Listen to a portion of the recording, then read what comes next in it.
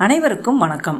குரல் audio book சேனலுக்கு அனைவரையும் வரவேற்கும் நான் உங்கள் பரிமளா.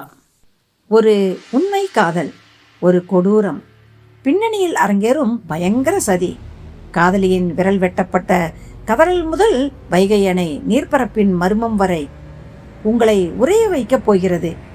காற்றில் கேட்ட குரல். இந்திரா சௌந்தரராஜனின் எழுத்தில் கேரளா மாந்திரீக பின்னணியோடு அதிர வைக்கும் த்ரில்லர் ஆடியோ புக் கேட்டு மகிழுங்கள். இப்போது நமது சேனலில்.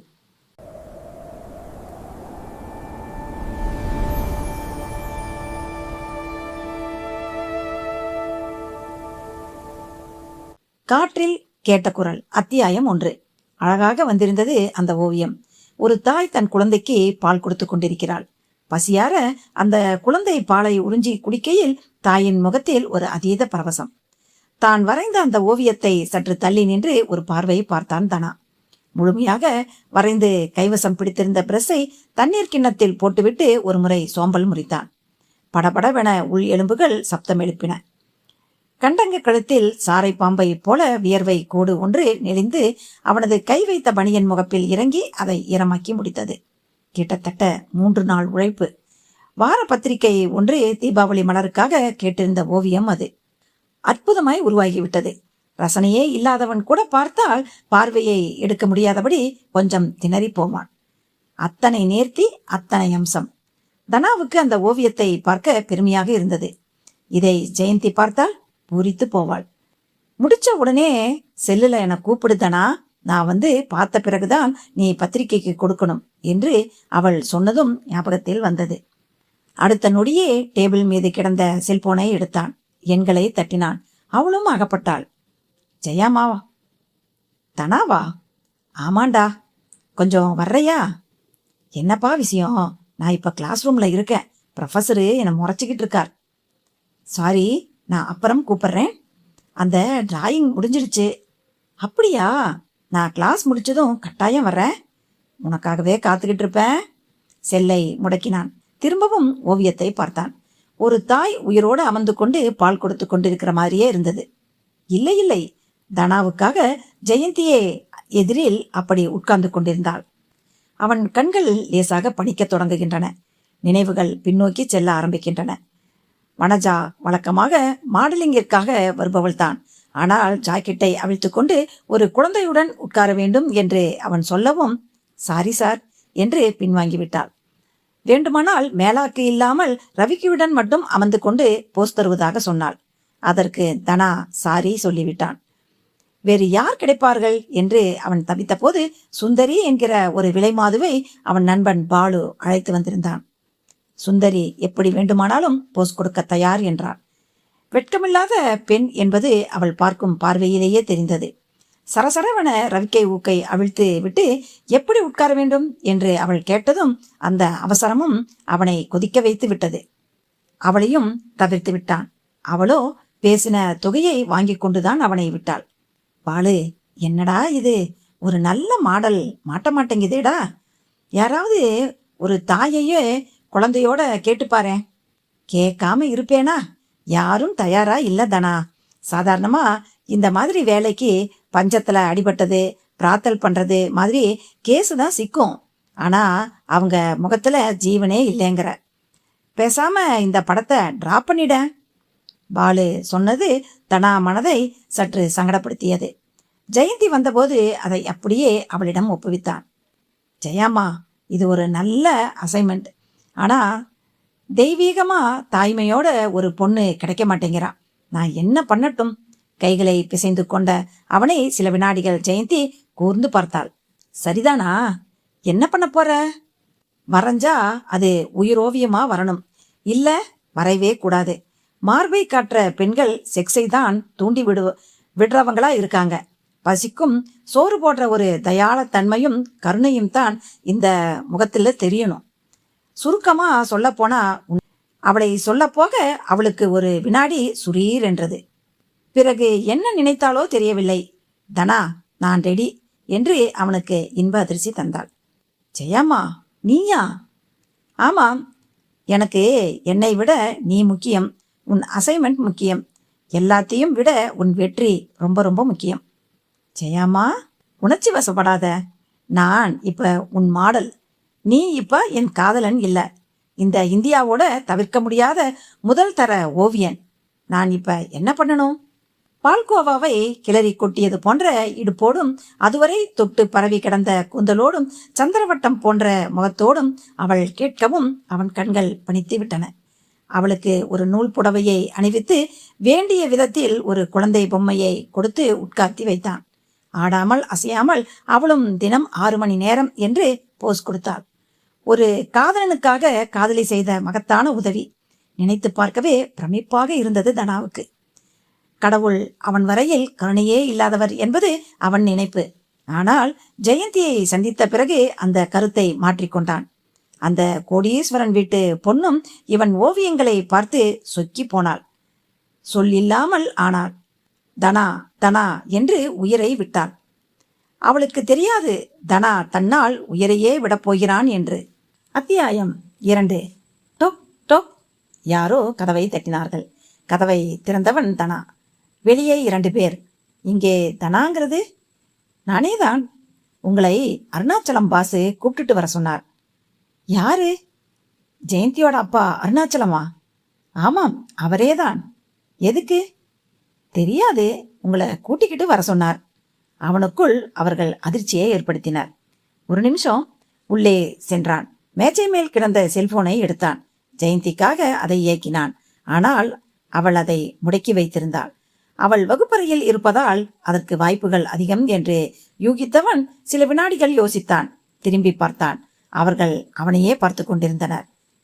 அவசியம் இப்ப நான் வந்தாகணுமா? ஆமாம், உங்க கல்யாண விஷயமா ஏதோ பேசணும்னார்.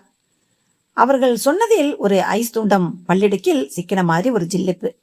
சரி, ஆமோதிப்பதோடு அவனுக்கே உரித்தான பைஜாமா குர்தாவோடும் ஜோல்னா பையோடும் அவர்களோடு கிளம்பினான். வெளியே வரவும் வீட்டுக்கார பெண்மணி பார்த்தாள். எப்பொழுதும் போல சிரித்தாள். ராதாக்கா, கொஞ்சம் வெளியே போயிட்டு வந்துடுறேன் என்றான் அவளிடம். காரும் அவனோடு சீர ஆரம்பித்தது. கார் மதுரைக்கு வெளியே ஓடிக்கொண்டிருந்தது. எட்டி பார்த்தான். மதுரை காமராஜர் பல்கலைக்கழகம் தெரிந்தது. ஜெயந்தி வீடு இந்த டைரக்ஷன்ல இல்லையே என்றான். நாம இப்ப வைகை டேமுக்கு போயிட்டு இருக்கோம் என்றான் அவர்களில் ஒருவன். வைகை டேமுக்கா? ஆமாம், அருணாச்சலம் சாரு இப்ப அங்கதான் இருக்கார். அங்க எதுக்கு? தனியா மனம் விட்டு பேச அந்த இடம்தான் அவருக்கு தோதாம். அதுதான். கார் அசுர வேகம் எடுத்தது. பக்கவாட்டில் புளிய மரங்கள் மின்னலாய் மறைய ஆரம்பித்தன. ஒரு வழியாக வைகை அணை முகப்பு வந்தது. மூவரும் இறங்கினார்கள். அணை நீரால் உருவான மிகப்பெரிய பூங்கா அவர்களை வரவேற்றது. சில இடங்கள் பராமரிப்பில்லாமல் காய்ந்து கிடந்தன. பல இடங்களில் ஒரே குப்பை கூளம். ஒரு ஆச்சரியம் போல ஜனநடமாட்டமே இல்லை. அவர்கள் நடந்தனர். அவன் பார்வை அவர்களையே துளாவியது. ஆமாம், உனக்கு நீச்சல் தெரியுமா? அவர்களில் ஒருவன் கேட்டான். எதுக்கு கேட்குறீங்க? தெரியாதுதானே? ஆமாம். இருவரும் ஒருவரை ஒருவர் பார்த்து மர்ம புன்னகை செய்து கொண்டனர். தனாவுக்கு இடறியது. ஏய், நீங்க யாரு? உண்மையை சொல்லுங்க, சீரா ஆரம்பித்தான். ஆனால் அந்த 2 பேரில் ஒருவன் முந்திக் கொண்டான். ஒரு ஸ்ப்ரேயை எடுத்து தனாவின் முகத்தின் முன் அழுத்தினான். அடுத்த சில நொடிகளில் தனாவை மயக்கம் ஆக்கிரமிக்க பார்த்தது. உடம்பும் துவண்டு கீழே விழுந்தது. தூக்குடா, ஒருவன் கட்டளையிட இன்னொருவன் தூக்கி கொண்டான். வேண்டாம் வேண்டாம், தோல்ல கை போட்டு நடக்க விட்டு கூட்டிட்டு போற மாதிரி அப்படியே இழுத்துக்கிட்டு போயிடுவோம் என்று அதில் ஒரு திருத்தத்தை செய்தவன் அப்படியே அவனை மையத்தில் தூக்கி நிறுத்தி இரு பக்கமும் இருவரும் நின்று கொண்டு அவனை தூக்கி நிறுத்தியபடி நடக்க ஆரம்பித்தனர். எப்படியோ கஷ்டப்பட்டு தண்ணீர் தழும்பும் அனைவரை சென்று விட்டனர். எச்சரிக்கை பலகை ஒன்று கண்ணில் பட்டது. குறிப்பிட்ட இடத்திற்கு மேல் பொதுமக்களுக்கு அனுமதி இல்லை என்றது. அதை லட்சியமே செய்யாமல் நடந்தனர். தொங்கியபடி தனாவும் தொடர்ந்தான். காற்று ஊளை குரலோடு வீசிக்கொண்டிருந்தது. உச்சி வானத்து சூரியன் மேகத்தடுப்புகள் எதுவும் இல்லாமல் கீழே நடப்பதை பார்த்து கொண்டிருந்தான். மூவரும் ஓரிடத்தில் ஏதோ வேடிக்கை பார்ப்பது போல நின்றனர். சுற்றி சுற்றி பார்த்தனர். கீழே குனிந்து பார்த்தனர். ஏராள நீர்ப்பரப்பு. அதன் மேல் காற்றின் முதலில் தலக் தலக் என்று அலை அதிர்வுகள். கொஞ்சம் மயக்கம் கூட வரும் போல தோன்றியது. பார்வையை விலக்கி கொண்டவர்கள் தனாவை ஒரு தள்ளு தள்ளினார்கள். அவன் உடம்பும் பொத்தேல் என்று போய் விழுந்து ஏராள நீர் தாரையை வாரி இறைத்துவிட்டு தனாவை உள்ளே விழுங்கத் தொடங்கியது. அந்த இருவர் முகத்திலும் வெற்றி புன்னகை. அத்தியாயம் 3. மாலை 5 மணி. சிறிய அந்த சந்துக்குள் தன் காரை நுழைத்துக் கொண்டிருந்தாள் ஜெயந்தி. தனா குடியிருக்கும் மாடி வீட்டின் முன் நிறுத்தினாள். இறங்கி மாடி ஏறி செல்ல இருந்தவளை கீழே திண்ணையில் அமர்ந்தபடி பூக்கட்டி கொண்டிருந்த வீட்டுக்காரம்மா ராதாமாவின் குரல் தடுத்தது. தனாவை பார்க்க போறியாமா? ஆமாமாண்டி. அது இல்லையே. இல்லையா? எங்க போயிட்டான்? நான் காலேஜ் முடிஞ்சு வர்றேன்னு சொல்லியிருந்தேன். தெரியலம்மா. காத்தால ஒரு 11 மணி இருக்கும், 2 பேர் வந்து கூட்டிக்கிட்டு போனாங்க. சரி, சாவி கொடுத்துட்டு போனானா? இல்லம்மா. ஜெயந்தி முகத்தில் மெலிதான ஏமாற்றம். சரி ஆண்டி, வந்தா என்ன செல்போன்ல கான்டாக்ட் பண்ண சொல்லுங்க என்றபடி அங்கிருந்து திரும்ப தொடங்கினாள். காலேஜில் இருந்து நேரா வர்றியாமா? ஆமாம் ஆண்டி. பதிலோடு காரின் டோரை திறக்க இருந்தவளை ஆண்டி என்று அவள் நெருக்கத்தோடு கூப்பிட்ட ராதாவின் அடுத்த கேள்வி கவ்வி இழுத்தது. நான் உன்னை கேட்கலாமா? அவள் திரும்பி பார்த்தாள். கொஞ்சம் உள்ள வாயேன். பரவாயில்ல, கேளுங்க. உள்ள வரமாட்டியா? அவளும் திரும்பினாள். வீட்டை சுற்றி சின்னதாக தோட்டம், தோட்டத்தில் பெரிதாக மல்லிகை செடி. மாலையானால் பூத்து கொட்டும். அதை பறித்து தொடுத்து சாமி படங்களுக்கு போடுவது ராதாமாவின் வாடிக்கை. அதில் ஒரு கிள்ளை எடுத்து ஜெயந்தியிடம் நீட்டினாள். என்ன ஆண்டி, என்ன விஷயம்? பூவை வாங்கி குந்தலில் சொருகியபடி கேட்டாள். ஆமா, எப்பம்மா உங்க கல்யாணம்? ராதாம்மா அப்படி ஒரு கேள்வியை கேட்பாள் என்று ஜெயந்தி துளி கூட எதிர்பார்க்கவில்லை. இமைகள் படபடக்க ராதாம்மாவை ஒரு மாதிரி பார்த்தாள். சற்று உதட்டை சுளித்து சிரித்தாள். என்னடா இப்படி கேட்டுட்டேனேன்னு ஆச்சரியமாகவும் அதிர்ச்சியாகவும் இருக்கா? இல்ல ஆண்டி, அதெல்லாம் ஒண்ணுமே இல்லை. ஆமா, இப்ப எதுக்கு இந்த கேள்வியை கேட்டீங்கன்னு நான் தெரிஞ்சுக்கலாமா? சும்மா தாம்மா. நிச்சயமா இல்ல. காரணம் இல்லாம கூப்பிட்டு நீங்க இப்படி கேட்கறவங்களே கிடையாது. புத்திசாலிம்மா நீ. உனக்கு இந்த தெருவை பத்தி சரியா தெரியாது. நீ இப்படி அடிக்கடி வர்றது போறத பத்தி பலர் பலவிதமா பேச ஆரம்பிச்சிட்டாங்க. ஒரு பேச்சுலருக்கு வாடகைக்கு விட்டுருக்கேன்னு எனக்கும் கொஞ்சம் கெட்ட பேரு. பேச்சுலருக்கு வீடு வாடகைக்கு விடுறது ஒரு கெட்ட விஷயமா ஆண்டி? அதுதாம்மா மிடில் கிளாஸ் மென்டாலிட்டி. என்னவோ தெரியல. தனா என்ன வந்து பார்த்து வீடு கிடைக்குமான்னு கேட்டப்போ என் மனசு சொன்னதை வச்சு சரின்னு விட்டேன். கொஞ்சம் தண்ணி பிரச்சனை இருக்கிறதால ஒரு பெரிய குடும்பத்தை விட்டா கஷ்டப்படுவோம்னு கூட தோணுச்சு. இப்படி பல காரணங்கள். அப்புறமா நீ வர ஆரம்பிச்ச. நல்லாவும் பேசி பழகின. ரொம்ப பிராங்கா நான் தனாவை லவ் பண்றேன்னு சொன்னேன். ஆனா அது எனக்கு ரொம்ப பிடிச்சிருந்தது. ஆண்டி, எதுக்கு இவ்வளவு பீடிகை? உங்களுக்கு இப்ப என்ன வேணும்? நாங்க கல்யாணம் செய்து போமா இல்லையாங்கிறது தானே? ஆமாம்மா, கூடிய சீக்கிரம் கல்யாணம் ஆண்டி. நேத்து கூட அப்பா கிட்ட எங்க கல்யாணம் பத்தி பேசினேன். அதுக்கு அவர் என்ன சொன்னாரு? படிப்பை முடி பார்க்கலாம்னார். அப்ப இப்போதைக்கு இல்லையா? ஆமாம் ஆண்டி, இன்னும் 6 மாசம் ஆகலாம். சரி, உங்க அப்பா சம்மதிச்சுட்டாரா? சம்மதிக்காம சந்தேகமா? அப்ப ரொம்ப சந்தோஷமா. அப்புறம் இன்னொரு விஷயம். என்ன ஆண்டி?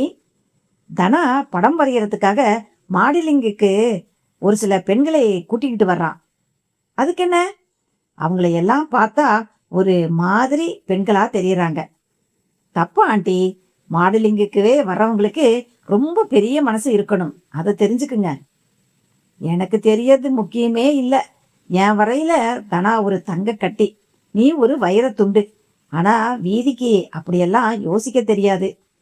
சரி ஆண்டி, இனி இந்த வீட்டுல அப்படிப்பட்ட பெண்களை கூப்பிட்டுட்டு வா, படம் வரையாதேன்னு சொல்லிடுறேன். ஆமா, நீங்களும் இத சொல்லலாமே. சொன்னேன். தனா ரொம்ப வருத்தப்படுறான். வீட்டை வேணும்னா காலி பண்ணிடுறேன்னு சொல்றான். ராதாமா ஆழ்ந்த வருத்தம் துணிக்க பேசினாள். அதை அந்த பாசத்தை ஜெயந்தியும் ரசித்தாள். சரி ஆண்டி, நான் தனா கிட்ட சொல்றேன். வரட்டுமா? சீக்கிரமா கல்யாண சாப்பாடு போடு. கட்டாயமா. ஜெயந்தி காரை கிளப்பினாள்.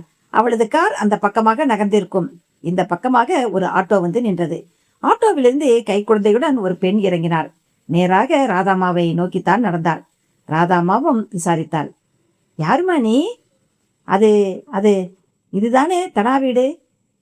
இது இல்ல, அது மாடி போர்ஷன்ல குடியிருக்கு. உனக்கு என்ன வேணும்? நான் தனாவை பார்க்கணும். அவர் இருக்காரா? இல்லையே. நீ யாருன்னு கேட்டேம்மா. என் பேரு ராஜேஸ்வரி. நான் அவரோட மனைவி. அந்த பெண் சொன்னதை கேட்டு ராதாமாவுக்கு பகீர் என்றது. என்னம்மா சொல்ற நீ? அந்த பெண்ணின் கண்ணில் நீர் திரள ஆரம்பித்தது. கை குழந்தையும் சினுங்கத் தொடங்கியது. என்னம்மா நீ இப்ப எதுக்கு அழற? அவரு அவரு இல்லையா? இல்லம்மா, காலையில போன புள்ள. ஆமா, நீ என்ன தனாவை உன் புருஷங்கிற? அதுக்கு இன்னும் கல்யாணமே ஆகலையே அப்படின்னு உங்ககிட்ட சொன்னாராக்கும். சொல்லல, அதுதானே உண்மை.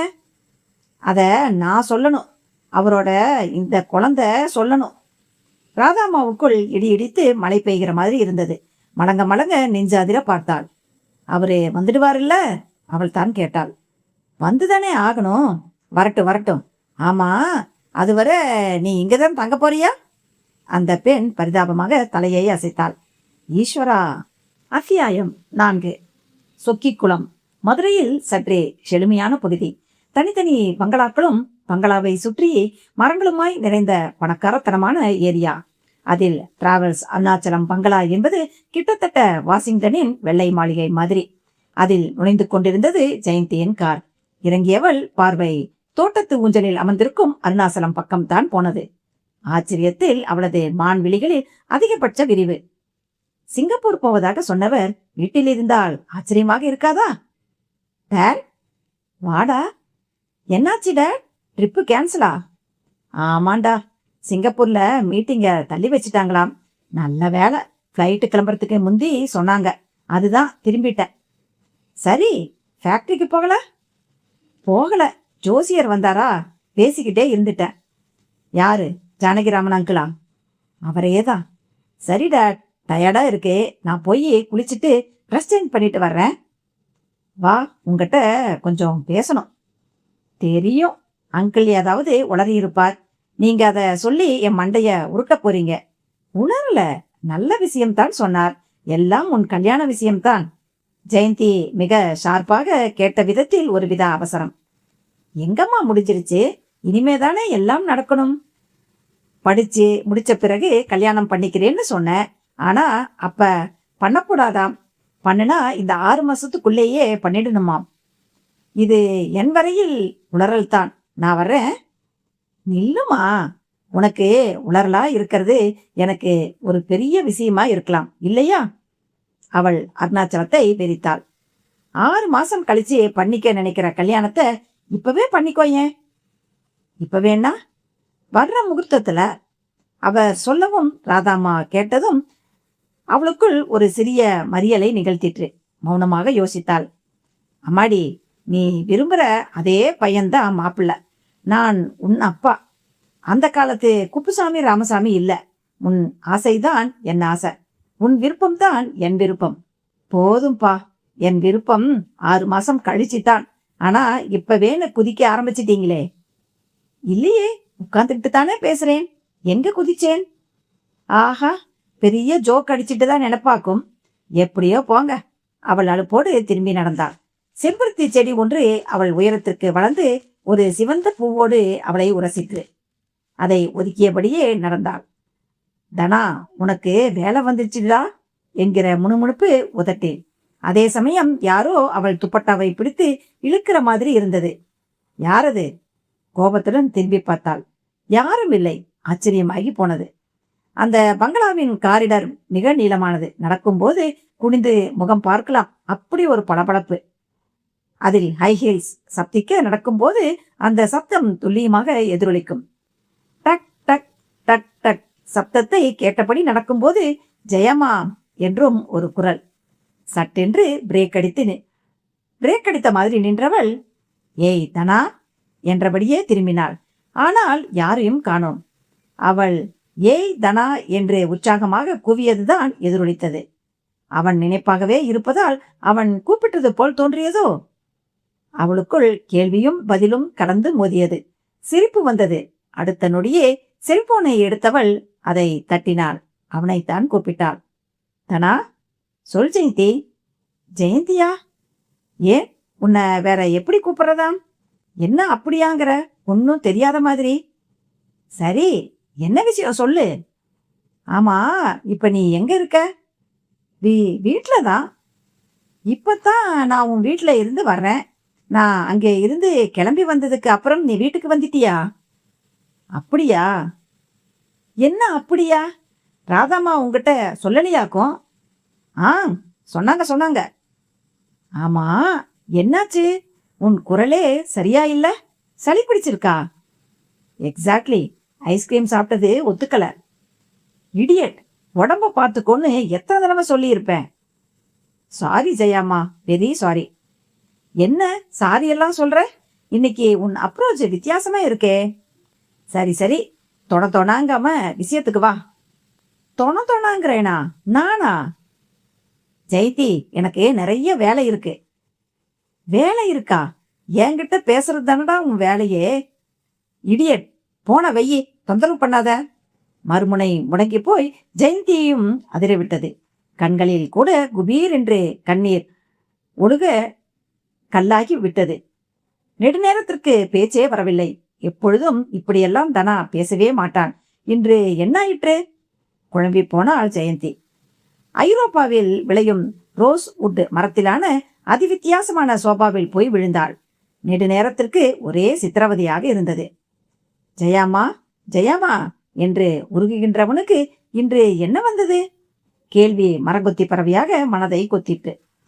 கையில் செல்போன் இருக்கிறது. நீயே அவனிடம் கேட்டுவிடேன். மனதில் ஒரு மூலையில் பதில் எதிரொலித்தது.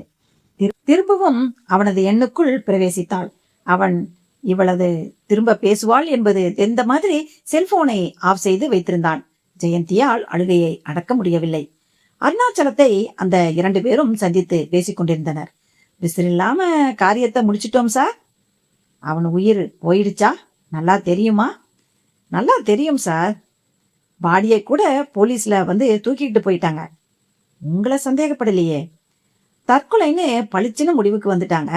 சாவணும்னா எங்கேயாவது போக வேண்டியது தானே. ஏன்டா இப்படி அணையில வந்து விழுந்து எங்க உயிரை எடுக்கிறீங்க அப்படின்னு போலீஸ்காரங்க பேசிக்கிட்டதை கேட்டோம். நியூஸ் பேப்பர்ல வருமா? வரும். அப்படியே வந்தாலும் ஏதாவது தமிழ் பேப்பர்ல தான் வரும். உடம்ப என்ன பண்ண போறாங்க? அனாதை பையன் தானே, 4 நாள் பார்ப்பாங்க. அப்புறமா போலீஸ்காரங்களே பதிச்சிடுவாங்க. போட்டோ பேப்பர்ல வருமா? வரலாம். வந்தாலும் யாருக்கும் அடையாளம் தெரியாது. அந்த அளவுக்கு தண்ணியில ஊறிடுச்சு. சரி, மேற்கொண்டு பேக் ஃபயர் ஆகாம பாத்துக்குங்க. நான் இங்க வேற ட்ராக்ல போயிட்டு இருக்கேன். கவலைப்படாதீங்க. இந்த மாதிரி பல கேஸுகளை வாங்கிக்குங்க. சரி, புறப்படுங்க. நாளைக்கு ஆபீஸுக்கு வந்து செக்கை வாங்கிக்குங்க. சாரி சார், கேஸாவே கொடுத்துருங்க. சரி சரி, புறப்படுங்க. என் மக வர்ற நேரம். அருணாச்சலம் படப்படத்தார். அவர்கள் வந்தது போலவே திரும்பினர். அவர் எதிர்பார்த்தது போலவே ஜெயந்தியும் உடைமாற்றிக்கொண்டு திரும்பி வந்தாள். மிக சோகமாக தெரிந்தாள். என்னடா, ஏன் நல்லா இருக்க? ஜெயந்தி, உன்னதாண்டா. ஒண்ணுமில்லப்பா, ஒண்ணுமில்ல. உன் உட்பிக்கு சொல்லிட்டியா? சொல்லிட்டேன். நாளைக்கு என்னை வந்து பார்க்க சொல்லு. ஒரு நல்ல போட்டோகிராஃபரை வச்சு அவனை போட்டோ எடுக்கணும். சாரி, அவரை போட்டோ எடுக்கணும். அருணாச்சலம் பேசிவிட்டு எழுந்து கொண்டார். அவள் அவரை பரிதாபமாக பார்த்தாள். அவர் முகத்தில் மர்ம புன்னகை. அத்தியாயம் 5. இருட்டி விட்டது. எரிய ஆரம்பித்த வாசல் விளக்கை சுற்றி ஈசல் பூச்சிகள் ஒட்டமடிக்க ஆரம்பித்து விட்டன. அடிக்கடி ராதாம்மா வந்து பார்த்துவிட்டு போனாள். அவளது கணவர் ராமலிங்கம் ஆபீஸ் டியூட்டி முடிந்து வரவும் அவரும் பார்த்தார். யார் ராதா அது வெளியில? பேரு ராஜேஸ்வரியாம், நம்ம தனாவோட பொண்டாட்டியாம். ராதா காப்பி ஆற்றிபடியே சொன்னது அவரை புறையேற்றி விட்டது. ஏய், என்ன சொல்ற? நான் சொல்லல, அவதான் சொல்றா. நிஜமா இது உண்மையா? நம்பிக்கையே இல்லாதபடி கை காட்டினாள் ராதா. என்ன ராதா, இப்படி ஒரு குண்டை போடுற? இது சாதாரண குண்டு இல்லைங்க, என் வரையில அணுகுண்டு. போய் அவகிட்டயே கேளுங்க. சரி, எதுக்கு திண்ணையில உட்காந்துக்கிட்டு இருக்கிறா? ஐயா வெளியில போயிருக்காரு, அவரு வருகைக்காக தான். அப்படின்னா டிராவல்ஸ் அருணாச்சலம் பொண்ணு கதி? வரட்டும், தனாவே வரட்டும். உண்மை தெரியாமலா போயிடும்? என்ன ராதா இது? இதுக்குதான் நான் அப்பவே சொன்னேன், இந்த மாதிரி பசங்களை குடி வைக்காதேன்னு. அவசரப்படாதீங்க, அவன் வரட்டும், விசாரிப்போம். அவள் சொன்னபோது அந்த பெண்ணின் குழந்தை வாசலில் தெரிந்தது. தத்தக்கா பித்தக்கா என்று நடந்து வந்தது. பார்க்க அழகு கொளித்தது. வாடா கண்ணே, வா வா. ராதாம்மா அதை நோக்கி கைகளை நீட்டினாள். இப்ப எதுக்கு அதை கூப்பிடுற? குழந்தைங்க, அதுக்கு என்ன தெரியும்? அவளது தாய்மை அவரை அடக்கியது. குழந்தையும் அவள் கையில் வந்து அடங்கியது. ஊன்றி பார்த்தாள். என்ன பாக்கற? தனாஜாட இருக்கான்னு பாக்கற. அப்ப உனக்கு இதுல சந்தேகமெல்லாம் இருக்கா? தனா நல்ல பிள்ளைங்க. இந்த தெருவுல எத்தனை பெண்கள், யாரையாவது அவன் நிமிர்ந்து பார்த்திருப்பானா? இதோ பாரு, இந்த விஷயத்துல நீ இப்படியெல்லாம் எடை போட்ட தப்பாயிடும், தெரிஞ்சுக்க. ராமலிங்கம் காப்பியை குடிக்காமல் கவலையோடு சீர ஆரம்பித்தார். ராதா அவரை ஒரு தின்சாக பார்த்தாள். என்ன பாக்குற? என் எடை தப்பாயிடும்னு சொன்னீங்களே, எதை வச்சு? எதை வச்சுன்னா, வெளுத்ததெல்லாம் பாலா இருக்கணும்னு அவசியம் இல்ல ராதா, அது கல்லாகவும் இருக்கலாம். அப்ப தனா தப்பு பண்ணிருப்பான்னு உங்க முடிவா? எதுக்கு நமக்குள்ளார வளவலான்னு பேசிக்கிட்டு? கூப்பிட அந்த பொண்ண. அவளும் உள்ளே வந்தாள். புடவையை இழுத்து மூடிக்கொண்டு தலையை குனிந்தபடி நின்றாள். ஏமா, நீ சொல்றதெல்லாம் உண்மையா? அவள் அடுத்த நொடி நிமிர்ந்து ராமலிங்கத்தை ஒரு குத்துப்பார்வை பார்த்தாள். உண்மையானுதானே கேட்டேன். எதுக்கு இப்படி பாக்குற? இந்த விஷயத்துல எந்த பொண்ணாவது பொய் சொல்லுவாளா? சரி, எப்ப உங்களுக்கு கல்யாணம் ஆச்சு?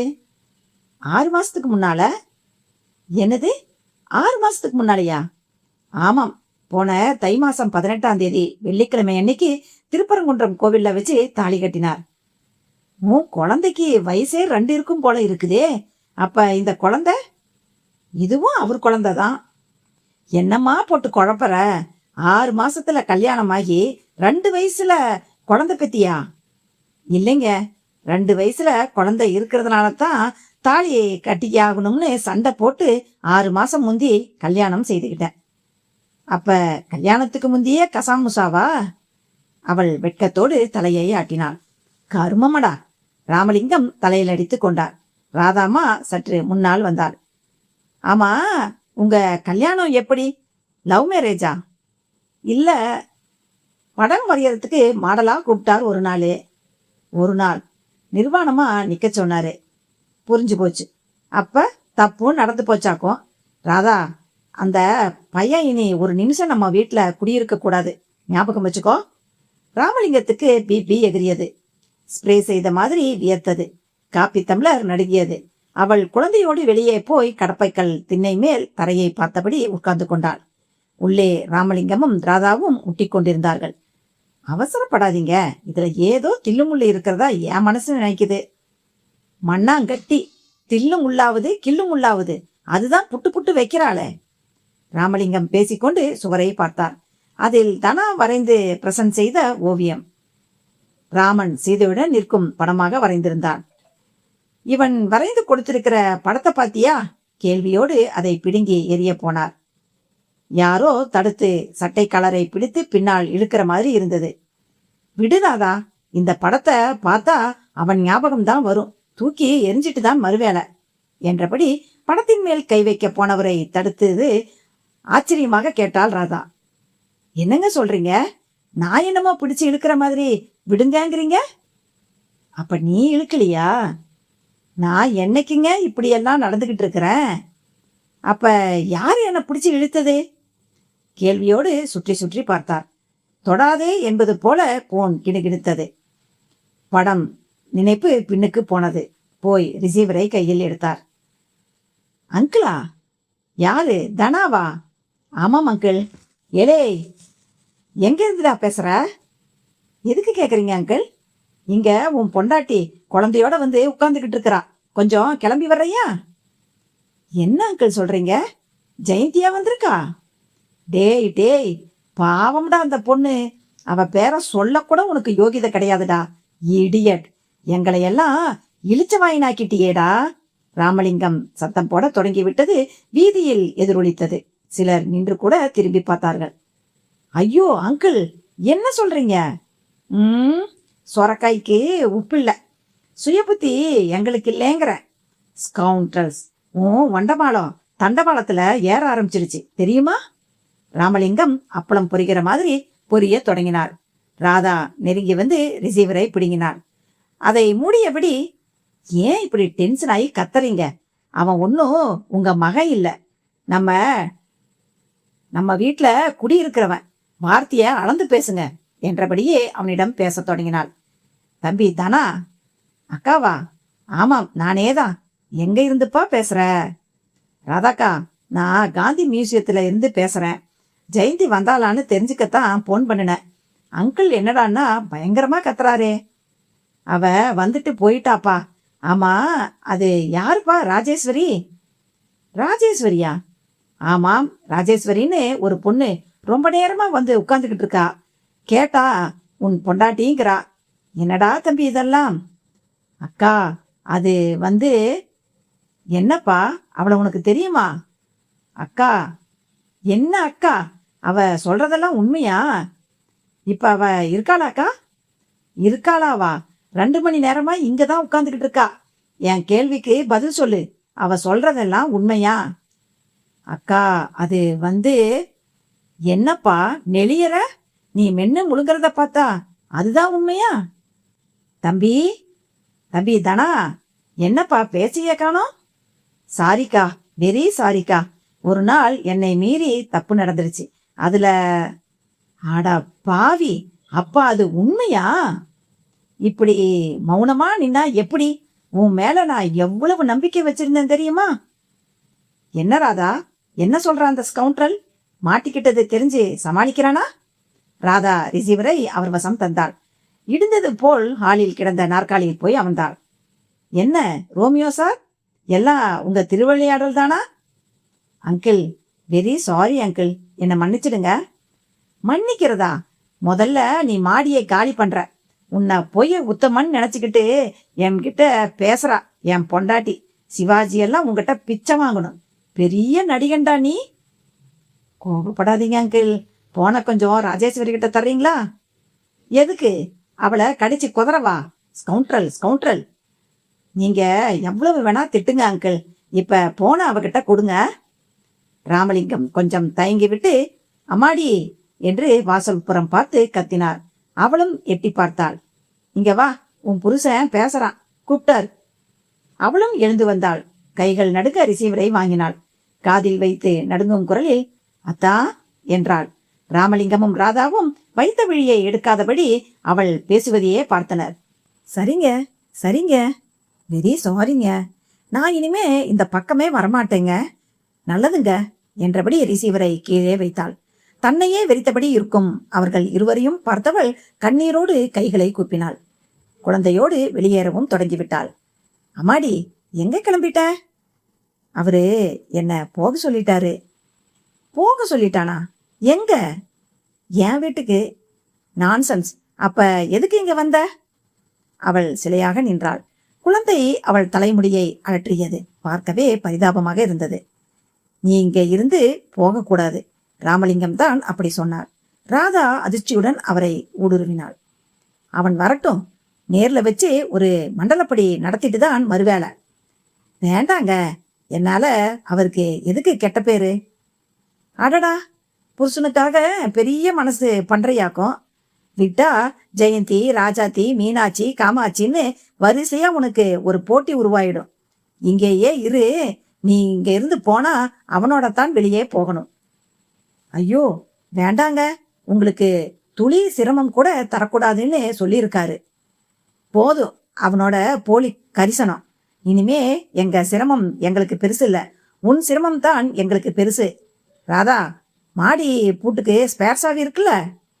இல்லைங்க, அது அவன் போட்ட பூட்டு. உடைக்கிறேன். அவன் வர்ற வரைக்கும் இந்த பொண்ணு அங்கேதான் தங்கணும். வா என் கூட. அவர் ஆவேசமாக உள்ளே போய் ஒரு பெரிய ஹேமரை எடுத்துக்கொண்டு வந்தார். மாடிப்படி நோக்கி வேகமாக நடந்தார். திரும்பவும் பின்னால் இருந்து யாரோ சட்டை கலரை பிடித்து இழுக்கிற மாதிரி இருந்தது. கோபமாக திரும்பினார். யாரும் இல்லை. ராதாவும் அவளும் தான். சட்டக்காலரை பிடிச்சி இழுத்தியா? இல்லைங்களே. அவர் அதன் பிறகு எதுவும் கேட்கவில்லை. பூட்டை உடைக்க புறப்பட்டு விட்டார். அத்தியாயம் 6. டிவியில் சித்தி ஓடிக்கொண்டிருந்தது. ஆனால் ஜெயந்தியின் கவனம் அதன் மேல் இல்லை. குட்டி போட்ட பூனை போல நடந்து கொண்டிருந்தாள். நைட் ட்ரெஸ்ஸில் அருணாச்சலம் வந்தார். என்னம்மா டிவி பார்க்காம நடந்துகிட்டு இருக்கிற? ஒண்ணும் இல்லப்பா. அப்ப விஷயம் இருக்கு. என்ன விஷயம்? ஒண்ணும் இல்லைன்னு சொல்றேன்ல, சீறினாள் ஜெயந்தி. அவர் அதை ரசிக்கிற மாதிரி சிரித்தார். சரி, என் கூட கொஞ்சம் பேசுற மூடுலையாவது இருக்கியா நீ? சொல்லுங்க. நான் முகூர்த்த தேதி குறிச்சிட்டேன். அவள் சற்று திடுக்கிட்டாள். வர்ற 27ஆம் தேதி. நாள் நல்லா இருக்காம். உனக்கு ஆட்சேபனை இல்லையே? அப்பா, தெரியும் நீ என்ன சொல்ல போறேன்னு. தயவு செஞ்சு கல்யாணம் இப்ப வேண்டாம். நான் ஹவுஸ் சர்ஜனா சர்வீஸ் பண்ணினதுக்கு அப்புறம்னு மட்டும் சொல்லிடாத.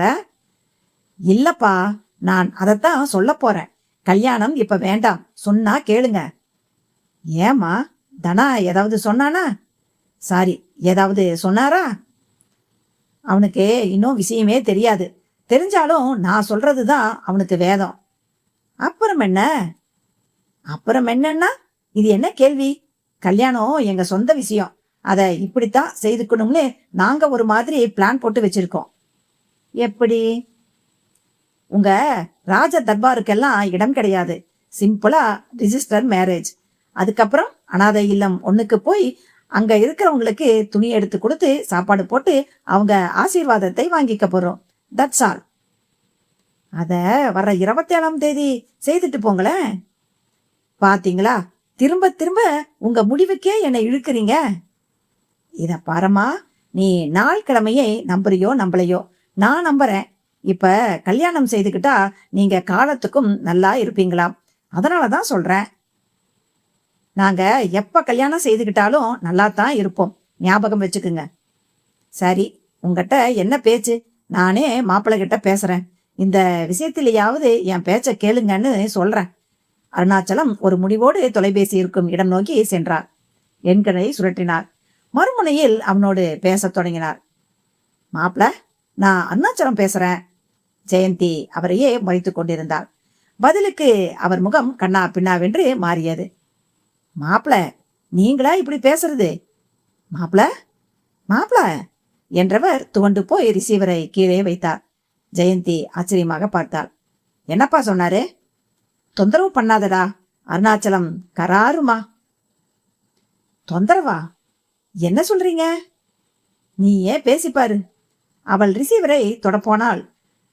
ஜெயாமா, தனாவின் குரல் வெகு தூரத்தில் இருந்து அவன் அழைக்கும் திரிசில் காதில் கேட்டது. ஒரு முறை கொடைக்கானல் போன போது ஒரு மலைமுகட்டில் இருந்து கொண்டு அவன் கத்தினான். ஏறத்தாழ 1 கிலோமீட்டர் தூர இடைவெளி இருக்கும் இருவருக்கும் இடையில். அப்பொழுது கூட இப்படித்தான் கேட்டது. இப்பொழுதும் அதே போல் காதில் ஒலிக்கவும் சரேல் என்றே நிமிர்ந்து சுற்றி பார்த்தாள். 10 அடி தூரத்தில் காட்டன் மூடிய ஜன்னல். ஓடிச் சென்று அதை விலக்கிவிட்டு வெளியில் பார்த்தாள். வீதி தெரிந்தது. என்னம்மா, போன் பண்ணாம யார தேடுற? தனா குரல் இப்ப காதுல கேட்டுச்சுப்பா. தனா குரலா? எனக்கு கேட்கலையே. இல்லப்பா, என் காதுல கேட்டுச்சு. அதுதான் பாக்குறேன். என்ன பொண்ணுமா நீ? நான் இப்பத்தான் போன்ல பேசிட்டு வச்சிருக்கேன். அவன் தண்ணி அடிச்சிட்டு போதையில இருப்பான். அதுவும் எங்கேயோ ஒரு பார்ட்டி கிரவுண்டுல. நிஜமாவாப்பா? போன் பண்ணி பாரு. நான் சொல்றது நிஜமா பொய்யான்னு தெரியும். ஜெயந்தி ஓடிச் சென்று எண்களை தட்டினாள். அவனையும் அந்த கருவி மூலமாக கைப்பற்றினாள். ஏய் தனா, எங்க இருக்க இப்ப நீ? எதுக்கு கேக்குற? உனக்கு என்ன ஆச்சு? நான் முந்தி போன் பண்ணினப்போ மூஞ்சில அடிச்ச மாதிரி பேசுன. இப்ப அப்பா பேசியிருக்கார். அவர்கிட்டயும் அலட்சியமா பேசியிருக்க. பெரிய அப்பா. நாம கல்யாணம் செய்திருக்க கூடாதுன்னு எல்லா வில்லத்தனமும் செய்தவர் தானே அவரு. தனா, எதுக்கு இப்ப போய் இதையெல்லாம் சொல்ற? உனக்கு என்ன ஆச்சு? சாரி ஜெயந்தி, என்ன தொந்தரவு செய்யாத, போனவை.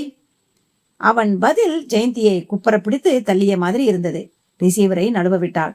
தொடர்ந்து மர்ம பார்வை பார்த்து கொண்டிருந்த அருணாச்சலம் ஒன்றும் தெரியாத மாதிரி கேட்க தொடங்கினார். என்னம்மா, என்ன சொல்றாரு மாப்பிள்ள? அவனுக்கு திடீர்னு பைத்தியம் பிடிச்சிடுச்சுப்பா. என்னம்மா சொல்ற? உங்களுக்குள்ள ஏதாவது ஊடலா? ஊடலும் இல்ல, கூடலும் இல்லப்பா. இது எனக்கே பயங்கர ஷாக்கா இருக்குப்பா. அவன் ஏன் இப்படியெல்லாம் நடந்துக்கிறான்னு தெரியலையே. அவள் குமைய தொடங்கினாள். விடுமா, எதுக்கு போட்டு அலட்டிக்கிற? காலையில நானும் வர்றேன், வீட்டையே போய் பார்த்துட்டு வந்துடுவோம். என்ன சொல்ற? அவள் மௌனமாக தலையை ஆட்டினாள்.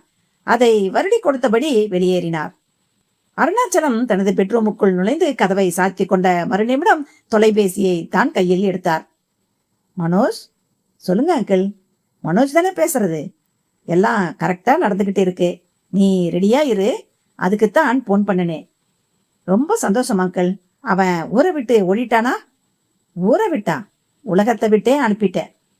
அங்கிள், நீ எதுக்கு பயப்படுற? இந்த உலகத்துலதான் ஒவ்வொரு விஷயத்துக்கும் ஒரு விலை இருக்கே, அத கொடுத்துட்டா காரியம் முடிஞ்சு போயிடுது. இந்த விஷயமெல்லாம் ஜெயந்திக்கு தெரியாது, தெரியவும் கூடாது. It is possible. இந்த மாதிரி பல கேள்விக்குறிகளை ஆச்சரியக்குறியா மாத்தினவன் இந்த அருணாச்சலம். நீ மட்டும் என் பேச்சை கேட்டா போதும். அப்புறம் நான் வைக்கிறது தான் சட்டம். நான் எப்பவும் உங்க அடிமை அங்கிள். நீங்க செதுக்கின சிப்பம் தானே நான். எனக்கே அர்ச்சனையா? தப்பில்ல அங்கிள், உங்களுக்கு தாராளமா அர்ச்சனை பண்ணலாம்.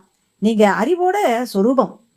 எதை எப்படி அடையணும், எதை எப்படி சாய்க்கணும்னு உங்களுக்கு நல்லாவே தெரிஞ்சிருக்கு. சரிப்பா, இது ஒன்றும் லோக்கல் கால் இல்லை, ஐஎஸ்டி காலு. நான் அப்புறமா பேசுறேன்.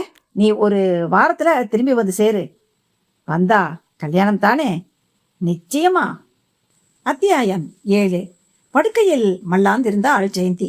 அறையின் ஏசி எந்திரம் போடும் சத்தம் காதை சற்றே நெருடியது. ஆஃப் செய்துவிட்டு வந்து புரண்டு படுத்தாள். அவனையே வரைந்து தந்திருந்த ஓவியம் கண்ணில் பட்டது. அதுதான் அவனை சந்திக்கவும் முதல் காரணமாக அமைந்தது. அவளுக்குள் அந்த நினைவுகள் தோட்டத்து பட்டாம்பூச்சிகளாய் சிறகுகளை விரித்து அசைகின்றன. ராணி சீதை ஹாலில் தான் அந்த ஓவிய கண்காட்சி நடந்து கொண்டிருந்தது. மிக வித்தியாசமான கண்காட்சி. வரைந்த ஓவியங்களை காட்சிக்கு வைக்காமல் ஓவியங்களை அப்படியே வரையும் ஒரு விதமான வித்தியாசமான போட்டி. எட்டி பார்த்தபோது பலரும் வரைந்து கொண்டிருந்தார்கள். ஓவியத்திற்கான தலைப்பை அங்கேதான் சொன்னார்கள். அதற்கு ஏற்ப கற்பனையிலேயே வரைய வேண்டும். தனாவும் வரைந்து கொண்டிருந்தான். கூரிய கத்தியின் நுனிமேல் ஒரு பட்டாம்பூச்சி அமர்ந்திருக்கும் அவனது படம் ஜெயந்தியை சுண்டி இழுத்தது. பியூட்டிஃபுல் என்று கைத்தட்டி அவனோடு கைகுலுக்கி விட்டு ஒரு ரவுண்டு வந்தாள். ஏறத்தாழ 3 மணி நேரம். வெளியேறும் போது தனா படம் வரையும் இடம் வழியாகத்தான் வெளியேற வேண்டும். அப்பொழுது மீண்டும் ஒரு பார்வை. இந்த முறை ஜெயந்தியை இன்ப அதிர்ச்சி காத்திருந்தது.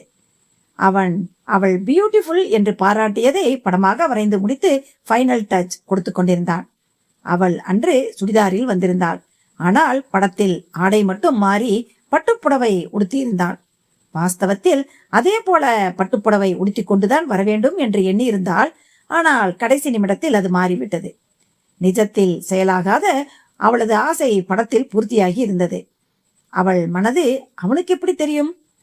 ஜெயந்தியால் வைத்த விழியை வாங்க முடியவில்லை. ஓவியம் அத்தனை தத்ரூபமாக இருந்தது. ஹலோ, என்ன இது?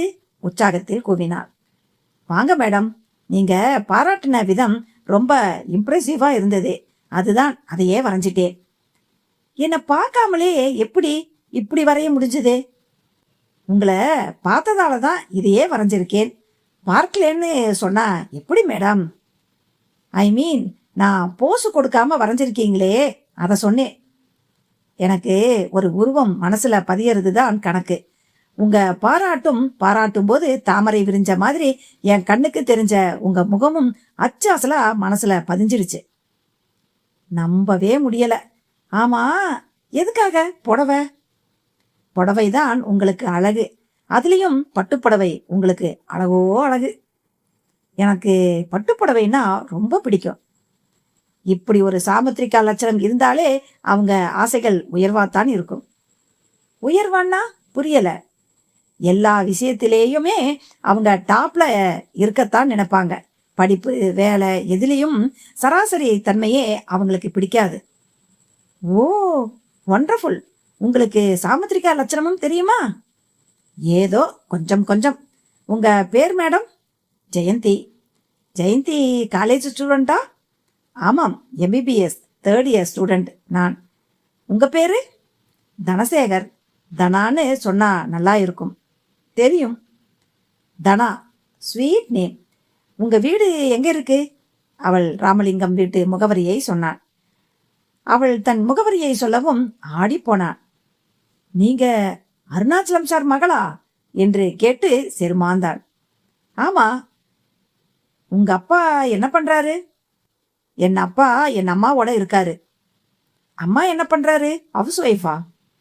ஆமாம், ஹவுஸ் ஒய்ஃப் இன் ஆகாசம். ஆகாசமா? ஆமாம், அவங்க செத்து போய் 20 வருஷம் ஆயிடுச்சு. அப்பாவும் துணைக்கு கூடவே போயிட்டார். அப்ப நீங்க? ஜெயின் சான்ஸ் சர்ச்சுக்கு சொந்தமான அனாதை இல்லத்துல வளர்ந்தேன். ஃபாதர் கேப்ரியல் ஓவியம் வரைய கற்றுக் கொடுத்தார். இப்ப அதுதான் வாழ்க்கையை வாழ எனக்கு கற்றுக் கொடுத்துட்டு இருக்குது. அதில் ஒரு சந்திப்பு தான் அவளை அவன்பால் காதல் கொள்ள வைத்தது. அவள் அவனை சந்திக்க சென்ற போது ரதியை போன்ற ஒரு பெண் அவனுக்கு போஸ் கொடுத்து கொண்டிருந்தாள். அவனும் அவளை ஒத்தி எடுத்து கொண்டிருந்தான். அந்த பெண் வேண்டுமென்றே அவன் கவனத்தை கவருவதற்காக புடவையை மேலாக்கை சரித்து விட்டு கொண்டாள். செழுமையான மார்பகங்களை காட்டி அவனை மயக்க அவள் முயற்சிப்பது ஜெயந்திக்கு புரிந்து போயிற்று. ஜெயந்தி வந்ததை அவர்கள் இருவருமே உணரவில்லை. அவளும் ஓவியத்தின் போது குறுக்கிட விரும்பவில்லை. ஆனால் அங்கே நடந்து கொண்டிருப்பது தவமா இல்லை ஏதாவது கவர்ச்சி விளையாட்டா என்று சந்தேகம் வந்துவிட்டது. அவன் அதை ரசிக்கின்றானா என்று பார்த்தாள். எந்த ஆண் இந்த மாதிரி லைவ் ஷோவை புறக்கணிப்பான்? தனாவும் சொல்லிவிடப் போகிறான் என்றுதான் நினைத்தாள். ஆனால் அவன் சட்டென்று பாதி வரைந்த நிலையில் பிரஸை வாஷ் குஷில் போட்டுவிட்டு அவளை நோக்கி சென்றான். அவள் கிரக்கமாக சிரித்தாள். தெரியும், நீங்க கிட்ட வருவீங்கன்னு தெரியும் என்று குமுளராக பேசினான். அவன் அவளை முறைத்தான். பின் ஆணிக்காதில் தொங்கிக் கொண்டிருந்த சட்டையில் இருந்து பஸ்ஸை எடுத்து வந்து அதிலிருந்து பணத்தை எடுத்தான். தனா, உங்க வரையில நான் பணத்துக்காக வரல. ஐ லவ் யூ என்றாள் அவள். But I hate you. இந்தா உன்னோட கூலி, இடத்த காலி பண்ணு. அவள் திடுக்கிட்டாள். ஒவ்வொரு மாடலையும் நான் கலை தாயா தேவதையாத்தான் நினைக்கிறேன். அப்படி நினைச்சாதான் உயிரோட்டமான ஓவியங்களை வரைய முடியும். ஆனா நீ என் பார்வையிலேயே கொச்சைப்படுத்த பாக்குற. இனி இந்த பக்கம் தலை வச்சு படுக்க கூடாது நீ. அவனிடம் வார்த்தைகள் வெடித்தன. தனா, நீங்க தப்பா புரிஞ்சுக்கிட்டீங்க. உண்மையிலேயே உங்களை நான் நேசிக்கிறேன் என்றாள் அவள். நேசிக்கிற ஒரு பொண்ணு மனசத்தான் காட்டணும், மார்பை இல்ல. முதல்ல வெளியே போ. தனா, ஐ எம் சாரி. அவள் போகாமல் கண்களில் கண்ணீரை திரட்டினாள். போன்னு சொல்றேன்ல. சாரி தனா, உங்களை என்னை பார்த்து சொல்லி விடுற பல ஆண்கள்ல ஒருத்தனா நினைச்சிட்டேன். நான் உங்களை சும்மா டெஸ்ட் பண்ணினேன். போஸ் கொடுத்து உதவி செய்ய வந்தியா இல்ல டெஸ்ட் பண்ணி என்ன ஆராய்ச்சி பண்ண வந்தியா? இடியட், முதல்ல இடத்த காலி பண்ணு. தனா, இப்ப நீ போறையா இல்ல நான் வெளியே போகட்டுமா? தனாவின் குரலில் சத்தம் கூட ஆரம்பித்தது. அவள் மிரள மிரள பார்த்தபடி அங்கிருந்து நழுவ ஆரம்பித்தாள். வெளியேறும் போதுதான் ஜெயந்தியை பார்த்தாள். அவனும் அவளை பார்த்துவிட்டு, வாங்க மிஸ் ஜெயந்தி என்று ஒரு மோடாவை தூக்கி போட்டான். கிரேட் தனா, நீங்க ரொம்ப கிரேட் என்றபடி அதில் அமர்ந்தாள். அவளும், கிரேட்டா? என்ன சாதிச்சிட்டேன்னு மேடம் என்ன பாராட்டுறீங்க? ஒரு பொண்ணு தயாரா இருக்குந்தும் அவளை தொடாம வெளியே அனுப்புறது கிரேட் இல்லையா? அவ பொண்ணா மிஸ் ஜெயந்தி? உண்மைதான். உங்க வரையில அவ தப்பா ட்ரை பண்ணிட்டா. ஆமா, அவ நேர்மையா ஐ லவ் யூன்னு சொல்லியிருந்தா ஓகே சொல்லியிருப்பீங்க தானே தனா? இப்ப நீங்க என்ன டெஸ்ட் பண்றீங்களா மேடம்? இல்ல தனா, ஒரு கியூரியாசிட்டி, அதுதான் கேட்டேன். நிச்சயமா சொல்லியிருக்க மாட்டேன் மேடம். ஏன்? எப்பவும் காதல்ல ஆண் தான் முதல்ல ஐ லவ் யூ சொல்லணும். ஒரு பொண்ணு சொல்லக்கூடாது, சொல்லவே கூடாது. என்ன இது பெக்கூலியரா? பெக்கூலியர் தான். என் வரையில காதலிச்சாலும் காதலை சொல்ல முடியாத அளவு வெக்கத்திலையும் பயத்திலையும் தவிக்கிறவதான் நல்ல பெண். தயவு செஞ்சு இந்த கருத்தை வெளியே சொல்லாதீங்க. வெட்கம் பயமெல்லாம் பெண்களை பூட்டி வைக்க இருந்த சமுதாயம் பயன்படுத்துற ஆயுதங்கள்னு ஒரு கருத்து இருக்கு, தெரியுமா? இருக்கட்டுமே, அது நல்லது தானே. தங்கத்தையும் வைரத்தையும் பூட்டிதானே வைப்போம், அதுதானே அதுக்கு பாதுகாப்பு. அத சிறைன்னு நல்ல முற்போக்குவாதிகள் சொல்றாங்க. பாவம், அவங்க பெண்ணியம் பற்றி தெளிவில்லாம பேசுறாங்க. பெண்ணியம் விட்டு தள்ளுங்க, அப்ப பெண்ணியம் பத்தின உங்க தெளிவான கருத்து? உலகத்துல பெண் தான் உன்னதமான ஆத்மா. மனித பிறப்பிலேயே அவதான் டாப். அன்பு, பாசம், கருணை இதெல்லாம் அவகிட்ட இருந்துதான் உற்பத்தி ஆகுது. பொறுமை, சகிப்புத்தன்மை, விட்டு கொடுத்தல், ஒரு ஆணை போன்ற மனோபாவம் கொண்ட பெண்ணை யாராலையும் விரும்ப முடியாது. ஏன்னா அப்பத்தான் அவளை அடிக்கடி அடுப்படி பூனையாகவே வச்சிருக்க முடியும். அதனால்தான். தப்பு மேடம். இந்த நாட்டுல அடுப்படி பூனைகள் ரொம்ப ரொம்ப குறைவு மேடம். அப்படி ராணிகள் தான் அதிகங்கிறது என் கருத்து. இது என்ன புது கதை? கதை இல்ல, நான் சொல்றதுதான் உண்மை. பெண்ணுக்கு மயங்காத ஆண் இல்லை. அவ அரவணைப்பை பொக்கிஷமா நினைக்காத ஆணும் இந்த உலகத்துல இல்ல. எங்கேயோ சில இடங்கள்ல வேணும்னா பெண்ணை கொடுமைப்படுத்துற ஆண்கள் இருக்கலாம், அதுவும் அறியாமையால. அது விதிவிலக்கு. ஆனா பல இடங்கள்ல பெண் தான் எல்லாத்தையும் தீர்மானிக்கிறான். மந்திரத்திலேயே காயத்ரி மந்திரத்துக்குத்தான் சக்தி அதிகம்னு வேதம் சொல்லுது. ஆனா பிராக்டிக்கல் லைஃப்ல தலையணை மந்திரத்துக்குத்தான் சக்தி அதிகம்ங்கிறது என்னோட கருத்து. இதெல்லாம் சும்மா மேடை பிரசங்கம். ஒரு ஆண் பெண்டாட்டி செத்தா 10வது நாள் இன்னொரு கல்யாணம் பண்ணிக்கவும் செய்யறாங்க. ஆனா பெண்ணுக்கு அது சுலபமா? அவ வெள்ளை புடவையோட தானே வாழ்ந்தாகணும். நல்ல கேள்வி மேடம். ஆனா இதுல நீங்க பாக்குற கோணம் தான் ரொம்ப தப்பா இருக்கு. பொண்டாட்டி தேடுறான்னா பெண்ணை தவிர்த்துட்டு ஒரு ஆணால வாழ முடியலைங்கிறது தானே உண்மை. வெள்ளை புடவையோட ஒரு பொண்ணு இருக்கான்னா உண்மையில அது எவ்வளவு பெரிய விஷயம். ஆணால முடியாதது பெண்ணால முடியுங்கிறது தானே அதுல ஒளிஞ்சிருக்கிற உண்மை. இல்லதானா, இது சமார்த்தியவாதம். அவளுக்கு ஆசாபாசம் உண்டுதானே. அவ மட்டும் விரதம் இருக்கணும், ஆனா ஆண் மட்டும் ஜாலியா இருக்கணுமா? கொடி கம்பை கேட்கறது ரொம்ப சகஜம் மேடம். மரத்துக்கு எதுக்கு கொம்பு? அப்ப ஆண் கொடி மாதிரி, பெண் மரம் மாதிரியா? நிச்சயமா கொம்பில்லாம கொடி படர முடியாது. ஆனா மரம் அப்படி இல்ல. மரம் கொடியோட போட்டி போட நினைக்க கூடாது. எவ்வளவு உயரமான மேடையில நின்னு பேசினாலும் சரி, எவ்வளவு கத்தி பேசினாலும் சரி, எந்த நாளும் பெண் ஆணாக முடியாது. ஆணை போல பெண் ஆகவும் கூடாது. ஆனா ஒரு ஆண் பெண்ணாக முயற்சி செய்யலாம். அது அவனுக்கு பெருமை சேர்க்கும். ஆண் பெண்ணாகிறது பெருமை சேர்க்குமா? பெண்ணாகிறதுன்னா உருவத்துல சொல்லல, மனசுல சொன்னேன். உள்ளத்தால தாயுள்ளம் தானே எப்பவும் பெருசு. ஒழுக்கத்துல கற்பு தானே எப்பவும் பெருசு. அதையெல்லாம் ஆண் பெண்கள் கிட்ட இருந்து எடுத்துக்கணும். ஆனா ஒரு பெண் ஆண்கிட்ட இருந்து எடுத்துக்க எதுவுமே இல்லை. அவன் சிகரெட் பிடிக்கிறதையும், செகண்ட் ஷோ சினிமா பார்க்கறதையும், குடிச்சிட்டு கும்மாளம் போடுறதையும் ஒரு பொண்ணு சுதந்திரம் சம உரிமைங்கிற பேர்ல காப்பி அடிச்சா அந்த பொண்ணுக்காக நான் பரிதாபம் தான் படுவேன்.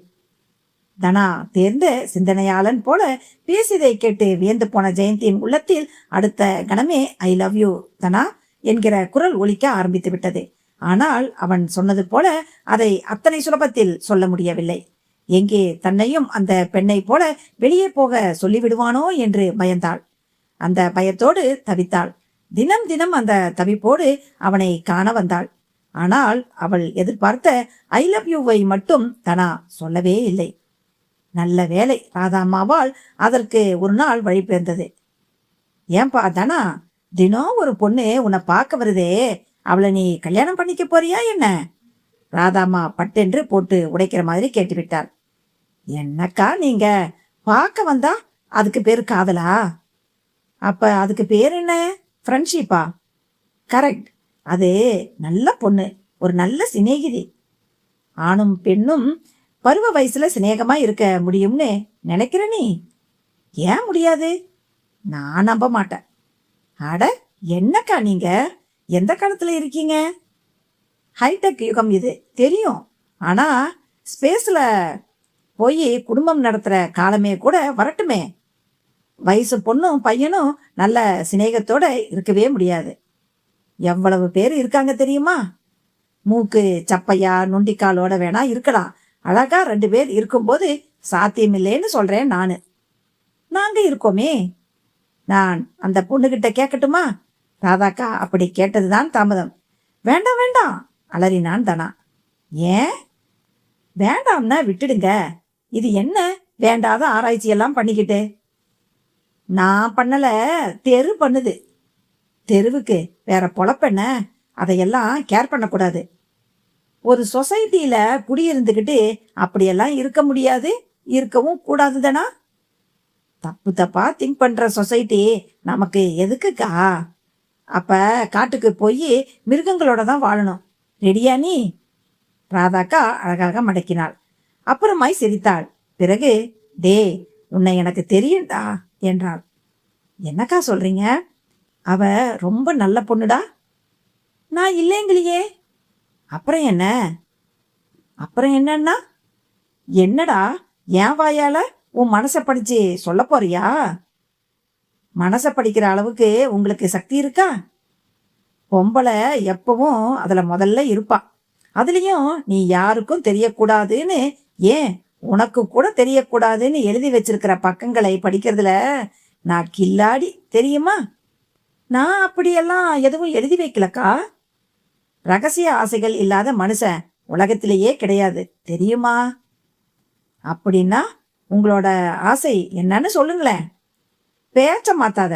இப்ப நான் உன்னையும் ஜெயந்தியும் பத்தி பேசிட்டு இருக்கேன். சரி, விஷயத்துக்கு வாங்க. நீ அவளை லவ் பண்றேன்னு சொல்ற.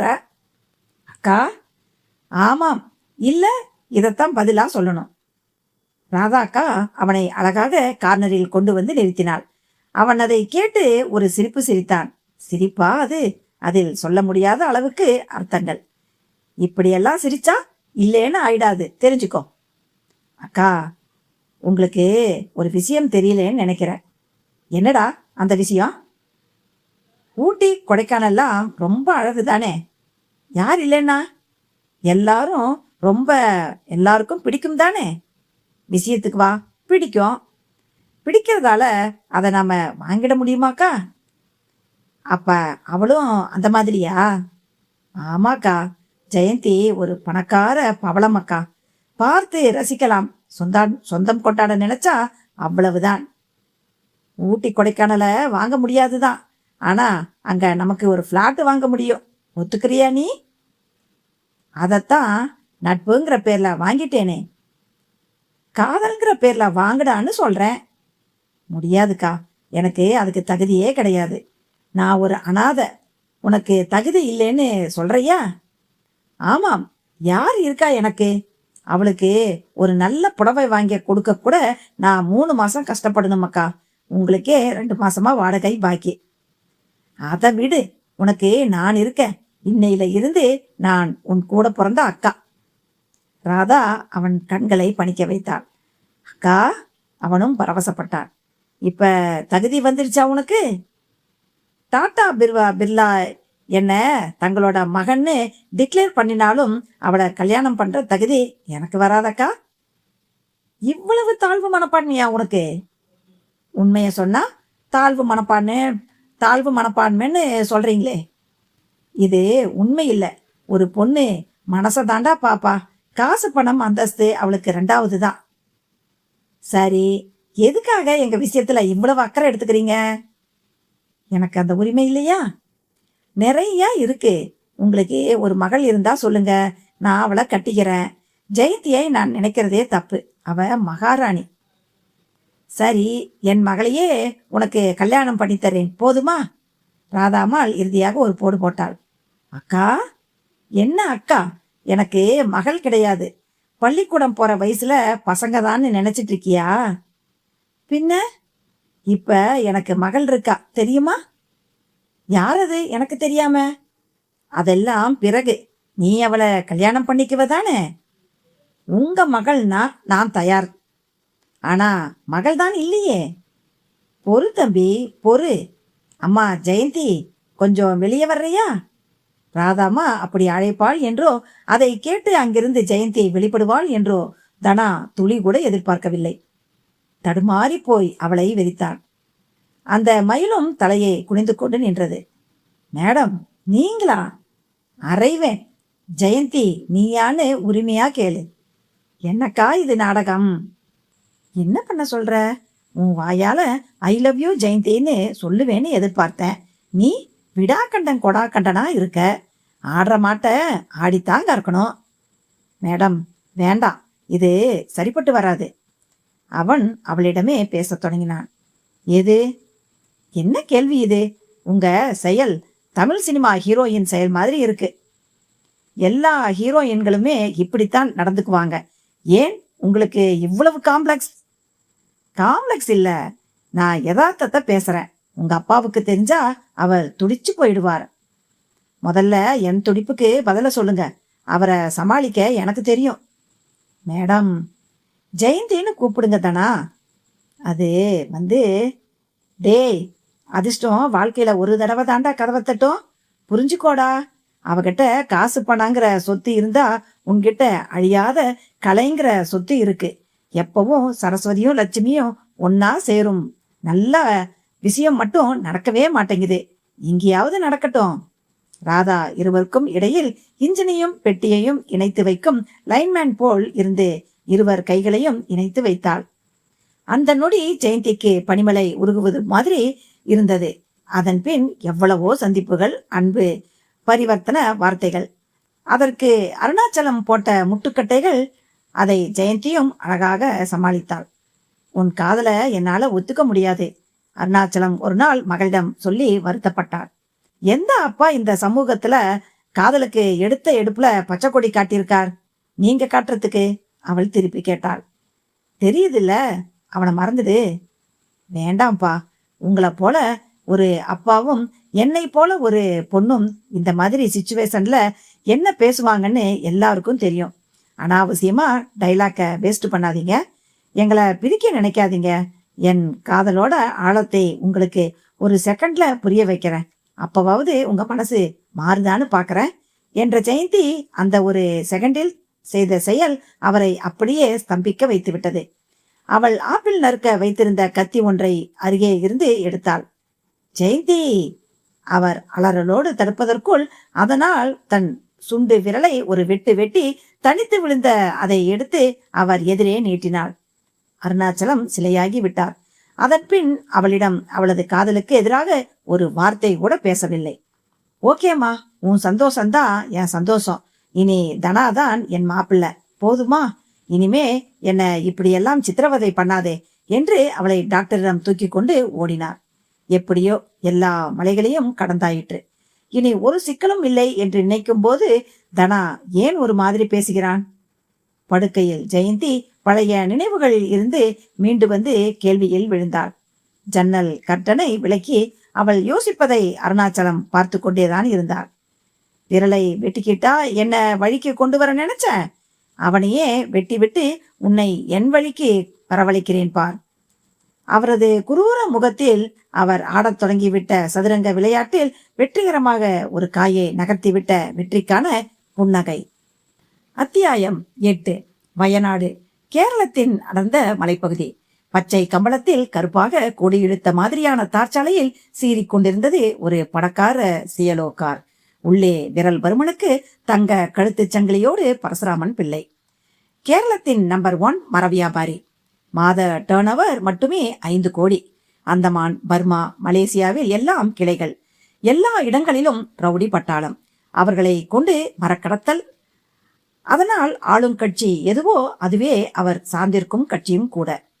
இப்படிப்பட்டவருக்கு இவரது மனைவி பார்வதியே சிக்கலாக அமைந்துள்ளதுதான் விதி. பார்வதி நிறைய தர்ம நியாயம் பேசினாள். மரங்களும் மனிதர்களைப் போலத்தான், அவைகளை வெட்டாதீர்கள், அது பஞ்சமா பாதகம் என்றாள். அவர் கண்டு கொள்ளவில்லை. கருத்து வேற்றுமையும் வளர்ந்து கொண்டே போனது. இதற்கு நடுவில் கருத்தரித்து பிள்ளையும் வயிற்றில் வந்துவிட்டது. ஒரு நாள் கருத்து வேற்றுமையின் உச்சமாக ஒரு மரக்கடத்தலை போலீசுக்கு போட்டு கொடுத்து விட்டாள். பரசுராம் பிள்ளைக்கு வந்தது கோபம். சீறி கழுத்தை பிடித்ததில் அவள் மூச்சே நின்றுவிட்டது. வயிற்றில் 6 மாச சிசுவோடு பார்வதி அவர் கையாலேயே உயிரை விட்டாள். இதை பரசுராம பிள்ளை எதிர்பார்க்கவில்லை. இருந்தும் சமாளித்து அவளுக்கு ஹார்ட் அட்டாக் என்று இட்டுக்கட்டி அவர்கள் சம்பிரதாயப்படி அவரது எஸ்டேட் தோட்டத்திலேயே போட்டு புதைத்தும் விட்டார். ஒரு அன்றாட எதிர்ப்புக்கு சமாதி கட்டியதாகத்தான் நினைத்தார். ஆனால் அப்புறம்தான் விபரீதம் ஆரம்பமாயிற்று. பார்வதியை மரம் வெட்ட போன இடங்களில் எல்லாம் பார்த்ததாக அவரது மொட்டைத்தலை ரவுடிகள் ஓடி வந்து சொன்னார்கள். செத்து புதைக்கப்பட்டவள் திரும்ப வருவதா? அதிர்ந்து போனார்கள் பரசுராமன் பிள்ளை. என்னங்கடா, கதை விடுறீங்களா என்று கேட்டு அவர்களை நம்பாதவருக்கு காத்திருந்தது அடுத்த அதிர்ச்சி. பார்வதி அவரை எப்பொழுதுமே பரா என்றுதான் அழைப்பாள். அப்படி யாரோ அவரை அடிக்கடி அழைப்பது போன்ற ஒரு பிரம்மை தட்டிற்று. ஒரு நாள் டென்டர் எடுத்த மலைக்காட்டு பக்கம் போய்விட்டு திரும்பி வரும்போது அடர்ந்த அந்த காட்டில் ஒரு ராட்சச மரத்தடியில் கூடவே இருந்தவர்கள் குழந்தைக்கு பால் கொடுத்து ஆசுவாசம் மரத்தடிக்கு போய் பார்த்தா அங்கே யாரும் இருந்ததற்காக அவரது வாய் கிட்டிக்கொள்ள அவ்வளவுதான். அதாவது அவரை வந்து குழப்பமும் காக்காய் வந்து விட்டது. ஒரே கவ்வாக எல்லாம் பிரம்மை கற்பனை என்று ஒரு கோஷ்டியும், கொலை செய்யப்பட்டவள் திரும்ப வந்து பழிவாங்க ஆரம்பித்து விட்டதாக இன்னொரு கோஷ்டியும் சொன்னது. கடைசியில் இந்த மாதிரி இக்கட்டுகளை சமாளிக்கத்தான் அவதாரமே எடுத்திருக்கிறார் அச்சுதன் நம்பூதிரி என்கிற மாந்திரீகர் என்று அவரது விலாசத்தை கொடுத்தார்கள். அவரை போய் பார்க்கத்தான் போய்க் கொண்டிருக்கிறார் பரசுராமன் பிள்ளை. போகும் வழியில் கைக்குழந்தையோடு யாராவது போனால் அவர்களை பார்க்க கூட அவருக்கு பயமாக இருந்தது. இத்தனைக்கும் மனித உயிர்களை ஆடு மாடு கோழி கணக்காக வெட்டி வீழ்த்திய வீர புருஷன்தான் அவர். இப்போது மரவட்டை போல மனசு சுருண்டுவிட பயப்பிரதேசத்தில் தனித்து விடப்பட்ட மாதிரி ஒரு உணர்ச்சியுடன் தடுமாறி கொண்டிருக்கிறார். காருக்குள் அவருக்கு பக்கத்திலேயே உட்கார்ந்து கொண்டு அவருக்கு தைரியம் சொல்லிக் கொண்டிருந்தான் சங்கரன் குட்டி. முதலாளி, பேடிக்கண்டா, அச்சுதன் நம்பூதிரி ஒரு வல்லிய மாந்திரீகர். மாகாளியே அவருக்கு பிரசன்னமாகி வரமெல்லாம் தந்திருக்கா என்று அவர் பெருமையே சொல்லிக் கொண்டு வந்தான். காரும் அவரது ஆசிரம குடிசை முன்னால் ஒதுங்கி நின்றது. அவரது காருக்கு முன்னால் ஏகப்பட்ட கார்கள். அவரை போல பல பரசுராம பிள்ளைகள் நம்பூதிரியை பார்க்க வந்திருப்பது பிள்ளைக்கு புரிந்து போயிற்று. எங்கே போனாலும் காத்திருக்க பிடிக்காத ஒரு குணம் அவருக்கு. வந்த இடத்தில் கூட்டத்தை பார்க்கவும் நெருடியது. எடோய் சங்கரா, எந்த இது நிறைய கூட்டம் இருக்கும் போல தெரியுதே. ஆமா முதலாளி, நான் சொல்லல, நம்பூதிரி ஒரு மகா பண்டிதர். பிரைம் மினிஸ்டரே அப்பாயின்மெண்ட் கேட்டிருக்காருன்னா பாத்துக்குங்க என்றார். அப்ப ரொம்ப நேரம் ஆகுமோ? அதுதான் இல்லை. எத்தனை பேர் வந்திருந்தாலும் நம்பூதிரி யாரை கூப்பிடுகிறாரோ அவர்தான் நம்பூதிரியை பார்க்க முடியும். அப்ப நான் வந்திருக்கிறது அவருக்கு தெரியுமா? பொறுத்து நோக்கணும், உங்களுக்கு புரியும் என்றான் சங்கரன் குட்டி. அவன் சொல்லி வாய் மூடவில்லை. ஆறது இவ்விட பரசுராமன் பிள்ளை என்று ஒரு குரல் ஒலித்தது. முதலாளி வரணும், நம்மளதான் கூப்பிடுறாங்க என்று அவரை இழுத்துக்கொண்டு நம்பூதிரியின் அறைக்குள் சென்றார். நம்பூதிரி கண்களை மூடிக்கொண்டு ஒரு பலகை மேல் உட்கார்ந்திருந்தார். ஒற்றை நாடி சரீரம், தலையிலும் முன் இழுத்து விடப்பட்ட ஈரமான கருகரு சிண்டு, நெற்றியில் சந்தன குங்குமம், முகத்தில் சொல்ல முடியாதபடி ஒரு தேஜஸ், இடுப்பில் ஒரு பட்டு வேட்டி, அதில் கச்சம் உடுத்தியிருந்தார். அவர் எதிரில் ஒரு பலகை, அதில் பரசுராமன் பிள்ளையை உட்கார சொல்லி கையை காட்டினார். பிள்ளையும் உட்கார சங்கரன் குட்டி ஒட்டி நின்று கொண்டான். எந்த சம்சயம்? மரிச்சிப்பாறையை திரும்பவண்ணோ பளிச்சென்று கேட்டார். அதே அதே, அவள் தெய்வாம்சம் கொண்ட பத்தினி, அவளை கொல்லலாமோ? ஏதோ பக்கத்திலிருந்து பார்த்தவரை போல கேட்டார். கொல்லலை நம்பூதிரி, அவளுக்கு ஹார்ட் அட்டாக். பிள்ளை சமாளிக்க பார்த்தார். அடுத்த நொடி எழுந்து போய்க்கோ கள்ளா என்கிற கர்ஜனை நம்பூதிரியிடம் சங்கரன் குட்டித்தான் உடனே சமாளித்தார். நம்பூதிரி சமிக்கணும், என்டே முதலாளிக்கு பேடியாயி, கொலை கேஸ் அது இதுன்னு போயிடும்னு பேடியாயி. வில்களுக்கு அவளோட ஆவி பயமா இல்ல ஜெயிலுக்கு போயிடுவோங்கிற பயமா? ரெண்டும் தான். எங்கில் அவளது பிரேதத்தை தோண்டி எடுத்து சாந்தி செய்து குப்புற போட்டு புதைக்கணும். அப்படி செய்தால் ஆவி நடமாட்டம் மட்டுப்படும். பின்னே போலீஸு கோர்ட்டுன்னு பேடி கண்டா எங்களுக்கு தூக்காலே மரணமில்லை. சந்தோஷம், நான் எவ்வளவோ பேரை கொலை செஞ்சிருக்கேன், ஆனா அவங்களெல்லாம் இப்படி ஆவியா வரலையே. நம்பூதிரி, அது ஏன்? பரசுராமன் பிள்ளை ஆவி உண்டா என்பதைத்தான் அப்படி நாசுக்காக கேட்கிறார் என்பது நம்பூதிரிக்கு புரிந்தது. பரம பவித்திரமான ஆயுளுள்ள சில ஆத்மாக்களுக்கு சில தோஷங்கள் இருந்தால் அந்த தோஷங்களால் தான் அவர்களுக்கு இப்படி கொலை பாதகம் ஏற்படும்.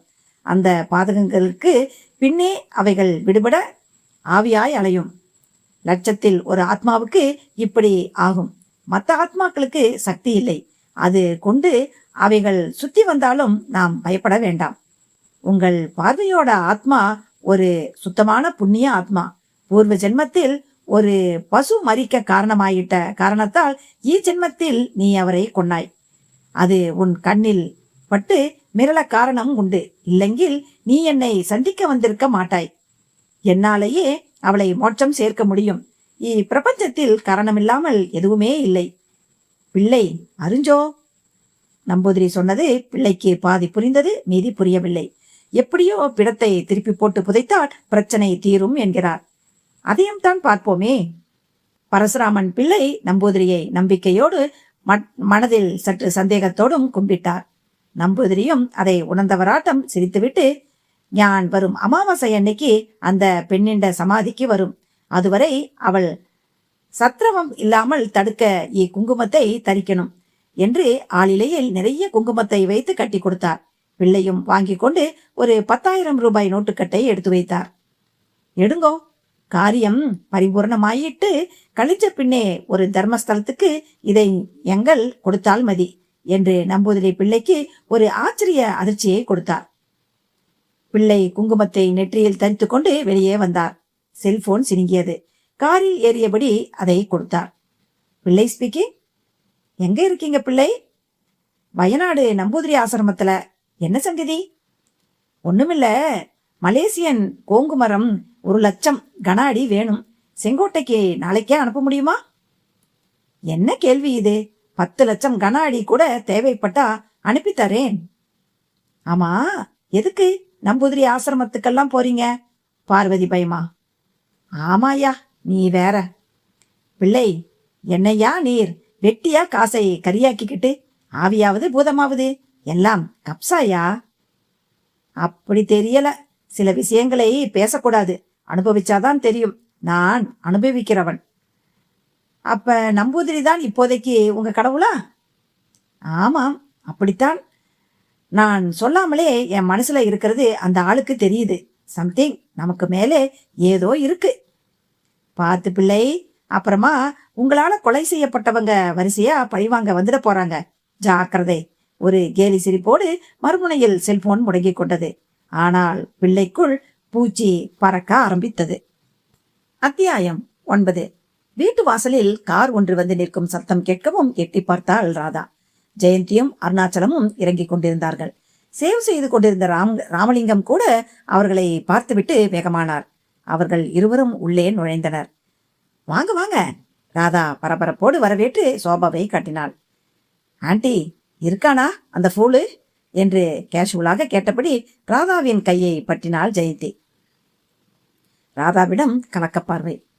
என்னடா, அப்பாவோட வந்துட்டேனேன்னு பாக்குறீங்களா? எப்ப கல்யாணம்? சீக்கிரம் ஒரு முடிவுக்கு வா. தெருவுல கூட எல்லோரும் ஒரு மாதிரியா பாக்குறாங்க, பேசுறாங்கன்னு சொன்னீங்கல்ல, அதுதான் அப்பாவை கூட்டிக்கிட்டு வந்துட்டேன். சொல்லுங்கப்பா. ஜெயந்தி அருணாச்சலத்தையும் இழுத்தாள். ஆமாம், இவர்களுக்கு கல்யாணத்தை சீக்கிரமா பண்ணி முடிச்சிடலாம்னு இருக்கேன். அதுதான் உங்ககிட்டையும் சொல்லிட்டு அப்படியே மாப்பிள்ளையும் பார்த்துட்டு போக வந்தேன். அருணாச்சலம் பேசி முடிக்கவும் ராதாவும் ராமலிங்கமும் மிடறு கட்டி பார்வையால் மோதிக்கொண்டனர். இருங்க, வந்துடுறேன். டாடி வந்திருக்கிறது அவனுக்கு, டாடி வந்திருக்கிறது அவனுக்கு தெரிய வேண்டாம். சஸ்பென்ஸா இருக்கட்டும் என்று நடுவில் கத்தரித்துக் கொண்டு மாடி செல்ல காலெடுத்தாள் ஜெயந்தி. அம்மாடி, கொஞ்சம் இரு. தடுக்க பார்த்த ராதாவால் முடியவில்லை. அதற்குள் ஒரு புலி பாய்ச்சலில் மாடிப்படிகளில் தாவி ஏறத் தொடங்கிவிட்டாள் ஜெயந்தி. ராதாவிற்கு முகம் மாறிப்போனது. அதை அருணாச்சலமும் கவனித்தார். ஒரு விதமான மர்ம யோசனை வந்து அவர் முகத்தில் தேங்கியது. உங்களுக்கு தான் முதல் பத்திரிக்கை வைக்கணும்னு நினைச்சிட்டு இருக்கேன். ஏன்னா நீங்க தானே இவங்க காதலுக்கு போல்ட்டு நட்டெல்லாம் போட்டு முடுக்கி விட்டது. அருணாச்சலம் அந்த யோசனையோடு பேசிய பேச்சில் பாராட்டுவது போல ஒருவித குத்தல் தான் ஒடித்திருந்தது. ராதா பதிலேதும் சொல்லாமல் மாடிப்படி பக்கம் பார்த்தாள். ஏன் ராதா, சார் என்ன சாப்பிட்றாருன்னு கேளு, மற்ற விஷயங்களை பிறகு பேசலாம் என்று ராமலிங்கம் அவரை பார்த்து வழிந்தார். இருவர் உடம்பிலும் பதற்றம் அப்பட்டமாக தெரிந்தது. அருணாச்சலமும் விடவில்லை. ஏன் ஒரு மாதிரி நர்வஸா இருக்கீங்க? ஒண்ணுமில்ல, ஒரு பெரிய மனுஷர் நீங்க வீடு தேடி வந்திருக்கீங்க, அதுதான் கையும் ஓடல காலும் ஓடல. மனுஷனுக்கு மனுஷன், பெரியவன் சின்னவன் என்ன வேண்டி இருக்கு? என் வரையில எல்லாரும் ஒண்ணுதான். அருணாச்சலம் தன்னடக்கத்தை காட்டியபடி அவரும் மாடிப்படி பக்கம் திரும்பினார். ஏறிய வேகத்தில் ஜெயந்தி இறங்கிக் கொண்டிருந்தாள். என்னம்மா, என்ன பண்ணிக்கிட்டு இருக்கார் மாப்பிள? உன்னதான் ஜெயந்தி, ஏன் ஒரு மாதிரி இருக்க? அருணாச்சலத்தின் கேள்விக்கு பதில் சொல்லாமல் ஜெயந்தி ராதாவை நெருங்கினாள். கண்கள் கலங்கியிருந்தன. ஆண்டி, வெரி சாரிம்மா. அந்த பொண்ணு சொல்றதெல்லாம் உண்மையா? அது சொல்லுங்க ஆண்டி. தனாவா இப்படி ஒரு வேகமான தப்பை செய்தது? ஆமாமா, அத அவனே என்கிட்ட ஒத்துக்கிட்டான். இல்ல, நான் நம்ப மாட்டேன், நிச்சயமா நம்ப மாட்டேன். அவன் செக்ஸ ஜெயிச்சவன். அதுதான் அவங்கிட்ட எனக்கு பிடிச்ச விஷயமே. நானும் அப்படியெல்லாம் நினைச்சேம்மா. ஆனா தனாவே சாரி ஆண்டி, தப்பு பண்ணிட்டேன்னு சொல்லும்போது என்ன பண்ணட்டும்? இப்ப எங்க அந்த இடியட்? தெரியலம்மா. அந்த பொண்ணு நேத்துல இருந்து இங்கதான் இருக்கா. இவர் கூட அப்படியே நொறுங்கி போயிட்டாரு.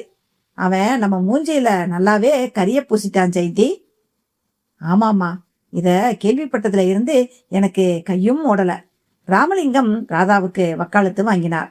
நன்றாக பேசட்டும் என்கிற மாதிரி காத்திருந்த அருணாச்சலம், என்னம்மா ப்ராப்ளம்? மாப்பிள்ள அப்படி என்ன செய்யக்கூடாத தப்ப பண்ணிட்டாரு என்று எந்த பதற்றமும் இல்லாமல் கேட்டார். எப்படிப்பா அதை சொல்வேன்? Idiot, stupid. கோபத்தில் குமுறியபடியே செல்போனை தோளில் தொங்கும் ஹேண்ட்பேக்கில் இருந்து எடுத்தாள். வெள்ளை விரல்களால் மணமளவென்று தட்டிவிட்டு காதருகே வைத்தாள். கத்தவும் தொடங்கிவிட்டாள். எங்கடா இருக்க இடியன்? சாரி ஜெயந்தி, என்ன மன்னிச்சிடு. நேர்ல வாடா. ஏண்டா இப்படி ஒளிஞ்சிட்டு இருக்கிற? உன் மேல நான் எவ்வளவு நம்பிக்கை வச்சிருந்தேன், இப்படி பண்ணிட்டியேடா. அதுதான் சாரின்னு சொல்லிட்டேன்ல. இப்ப நீ வரப்போறியா இல்லையா? Idiot, scoundrel. அவர்கள் எதிரில் ஜெயந்தி குமரினாள், கொந்தளித்தாள். அருணாச்சலம் வெடுக்கென்று செல்போனை பிடுங்கி பேச ஆரம்பித்தார். மாப்பிள, என்ன ப்ராப்ளம்? ஒண்ணுமில்லப்பா, சின்னதா ஒரு தப்பு நடந்துருச்சு. அத ஜெயந்தி பெருசு பண்றா. என்னை விட்டா அவளை யார் மாமா கல்யாணம் பண்ணிக்குவாங்க? என்னது? ஜெயந்தியை இனிமே யார் கல்யாணம் பண்ணிக்குவாங்களா? ஏய், நீ யார் கூட பேசுற தெரியுமா? தெரியும், ஒரு கோடீஸ்வரன் கிட்ட தான் பேசுறேன். ஒரு விபத்து போல தப்பு நடந்து போச்சு. அது நான் போட்ட வேஷம்னு நினையுங்களேன். அடப்பாவி, நீ போட்டது வேஷமா? இப்படி சொல்ல உனக்கு சங்கடமா இல்ல? இதயம்னு ஒண்ணு உனக்கு இருக்கா இல்லையாடா? அருணாச்சலம் குரல் அந்த வீட்டு குறையையே நடுக்கியது. ராமலிங்கமும் ராதாவும் சங்கடத்துடன் இடிந்தனர். ஜெயந்தி கஷ்டப்பட்டு கண்ணீரை கட்டுப்படுத்திக் கொண்டிருந்தார். இடையில் தடுமாறிக்கொண்டு அருணாச்சலம் ஹாலில் கிடந்த சோபாவில் விழுந்தார். செல்போன் நழுவி கீழே விழுந்தது. அப்பா, என்னப்பா ஆச்சு? அப்பா! ஜெயந்தி அப்பாவை நெருங்கி அவரை தாங்கி பிடித்தாள். ராமலிங்கம் குனிந்து செல்போனை எடுத்தார். அதில் தனாவின் குரல் கேட்டது. காதில் வைத்து கேட்க ஆரம்பித்தார். ஹலோ ஹலோ, என்ன சத்தத்தையே காணோம்? ஹார்ட் அட்டாக் வந்துருச்சா? டேய், இப்ப நீ யார்கிட்ட பேசிட்டு இருக்க தெரியுமா? ஓ, ராமலிங்கம் அங்கிளா? சரிதான். இப்ப ஜெயந்தியும் அவங்க அப்பாவும் உங்க வீட்டுலதான் இருக்காங்களா? ஆமாம். என்னத்தடா சொன்னேன்? அவரு அதிர்ச்சியில் கீழே விழுந்துட்டாருடா. அங்கிள், நடந்தது நடந்து போச்சு. பழசையெல்லாம் மறந்துட சொல்லுங்க. ராஜேஸ்வரிக்கு ஒரு அமௌண்ட் கொடுத்தா அவ போயிடுவா. நான் ஏதோ உணர்ச்சி வசப்பட்டு தப்பு பண்ணிட்டேன். அவங்கள சமாதானப்படுத்துங்க அங்கிள், பிளீஸ். டேய் தனா, நீயாடா இப்படியெல்லாம் பேசுற? என்னால நம்ப முடியலடா. நம்ப முடியாத நிறைய விஷயங்கள் நடக்கிறதுக்கு பேர் தான் அங்கிள் வாழ்க்கை. அதை புரிஞ்சுக்குங்க. எனக்கே உபதேசமா? முதல்ல நீ புறப்பட்டு வர்றியா? சாரி அங்கிள், ராஜேஸ்வரி அந்த வீட்டுல இருக்கிற வரை நான் அங்க வரமாட்டேன். என்னையும் நீங்க கண்டுபிடிக்க முடியாது. இந்த நிமிஷம் செல்போனையும் டிஸ்கனெக்ட் பண்ண போறேன். தொந்தரவு பண்ணாதீங்க. தயவு செய்து ராஜேஸ்வரியை அனுப்பிடுங்க. அவளை எப்படி சமாளிக்கிறதுன்னு எனக்கு தெரியும். ஆரம்பத்திலேயே நான் ஜெயந்தி கிட்ட காதல் எல்லாம் சரிப்பட்டு வராதுன்னு சொன்னேன். அவதான் கேட்கல. இப்ப கூட ரொம்ப சொல்றேன். என் கேரியர்ல இந்த மாதிரி விஷயங்கள் ரொம்ப சகஜம். ஆகையால் எனக்கும் அவளுக்கும் ஒத்து வராதுன்னு அவ நினைச்சா அவளை என்ன மறந்துட சொல்லுங்க. பாய். அவன் பேச்சு, உறவு என்று எல்லாவற்றுக்கும் ஒரு முற்றுப்புள்ளி வைத்தான். ராமலிங்கத்துக்கு எல்லாமே ஒரு சினிமா பட காட்சி மாதிரி தான் தோன்றியது. செல்போனை பிடித்தபடி ஜெயந்தியையும் அருணாச்சலத்தையும் பார்த்தார். அருணாச்சலம் புழுதிக்காற்றில் பறந்து வந்து விழுந்த மாதிரி கலக்கத்தோடு ராமலிங்கத்தை வெறுத்தார். ஜெயந்தியின் விழிகளில் கண்ணீர் கூடு. சாரிம்மா, நியூயார்க் கட்டடத்து மேல விமானம் மோதின மாதிரி கம்பீரமா இருந்த உங்க காதல் மேல ஒரு மோதலை காலம் நடத்திடுச்சு. அவன் என்னென்னவோ பேசுறான். நஷ்டத்திலையும் ஒரு லாபம்னு சொல்றான். அந்த மாதிரி உன் கல்யாணத்துக்கு பிறகு இப்படி நடக்காத முன்னையே நடந்ததுக்காக நீ கடவுளுக்கு நன்றி சொல்லணும் என்ற ராமலிங்கமும் அடக்க முடியாமல் கண்ணீர் சிந்தினார். ஜெயந்தி ஸ்தம்பித்து போயிருந்தாள். அவளால் எதையுமே பேச முடியவில்லை. சார், நீங்க தான் ஜெயந்திய சமாதானப்படுத்தணும். நீங்களும் தோண்டிடாதீங்க ப்ளீஸ்.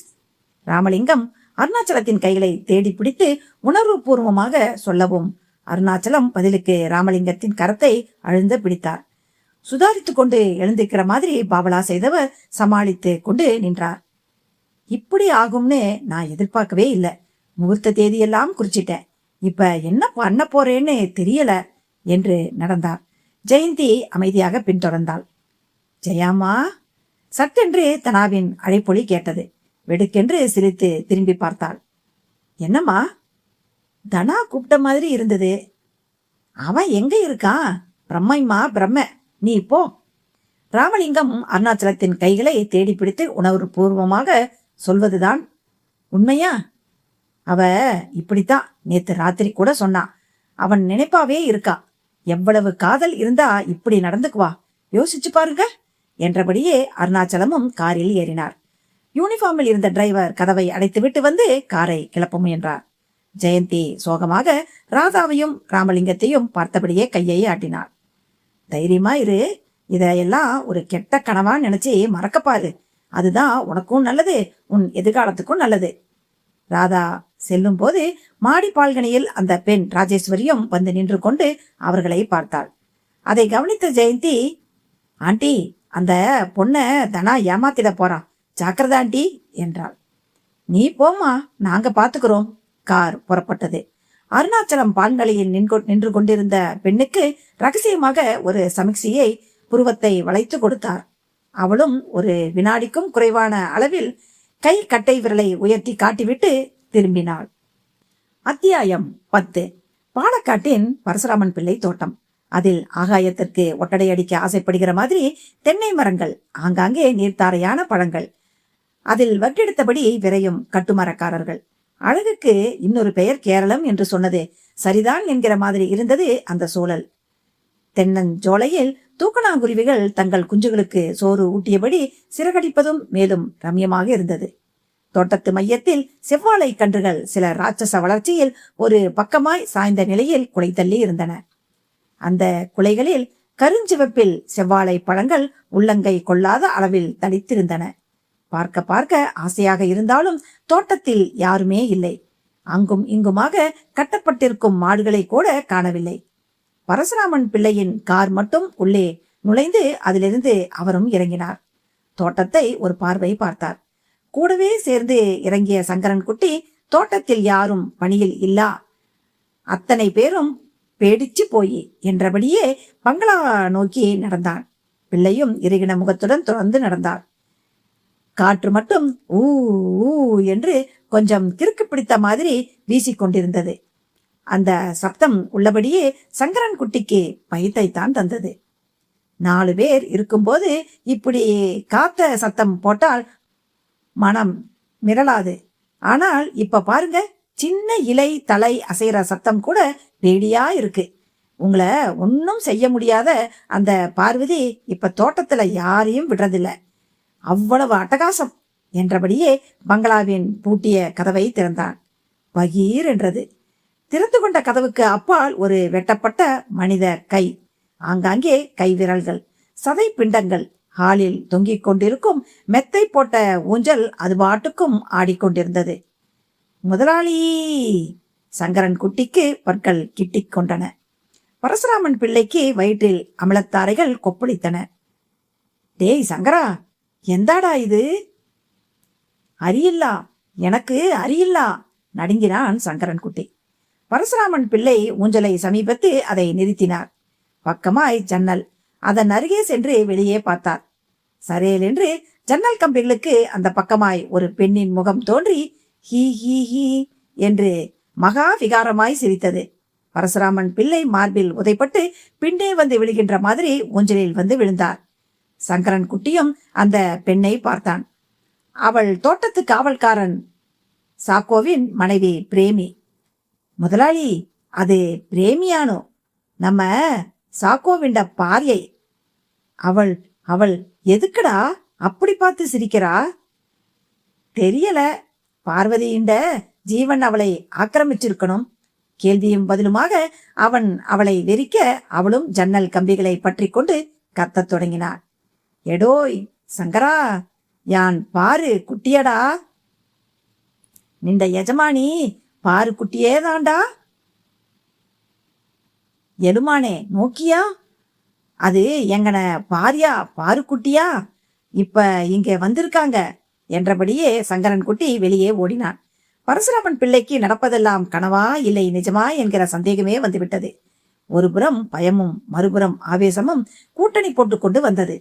ஜன்னலுக்கு வெளியில் அந்த பெண் கற்சிலை போல அசையாமல் கண்களை ரெண்டையும் கூட ஒரு துணுக்கு அளவு கூட அசைக்காமல் அவரையே பார்த்து கொண்டிருந்தாள். பரசுராமன் பிள்ளை கண்ணாடி முன் போய் நின்று பார்த்தார். குங்குமம் நெற்றியில் இருந்தது. திரும்பினார்.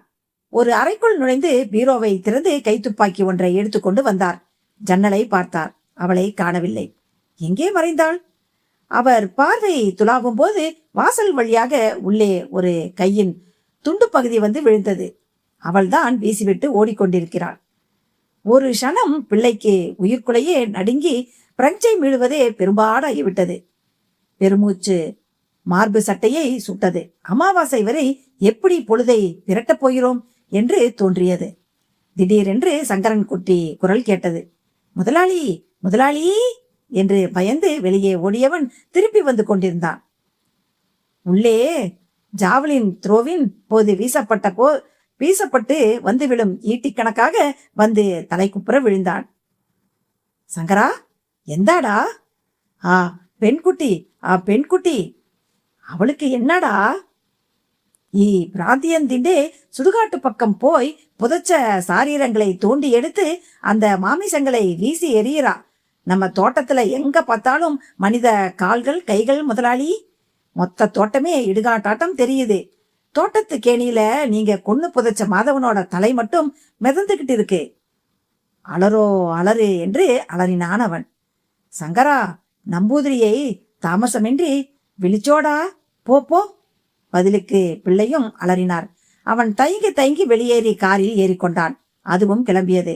பிள்ளை அவர் சென்ற மறுநொடி கதவை தாளிட்டு கொண்டார்.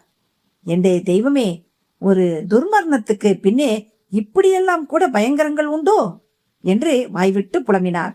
கைத்துப்பாக்கியை இறுக்கி கொண்டார். அத்தியாயம் 11. கல்லூரிக்கு புறப்பட்டு கொண்டிருந்தாள் ஜெயந்தி. தூளில் ஒயிட் கோட், கையில் ஸ்டெதாஸ்கோப், முகத்தில் துளி கூட சந்தோஷமில்லாத இறுக்கம். அவளை பார்த்த அருணாச்சலம், காலேஜுக்கம்மா என்றார். மௌனமாக தலையை அசைத்தாள்.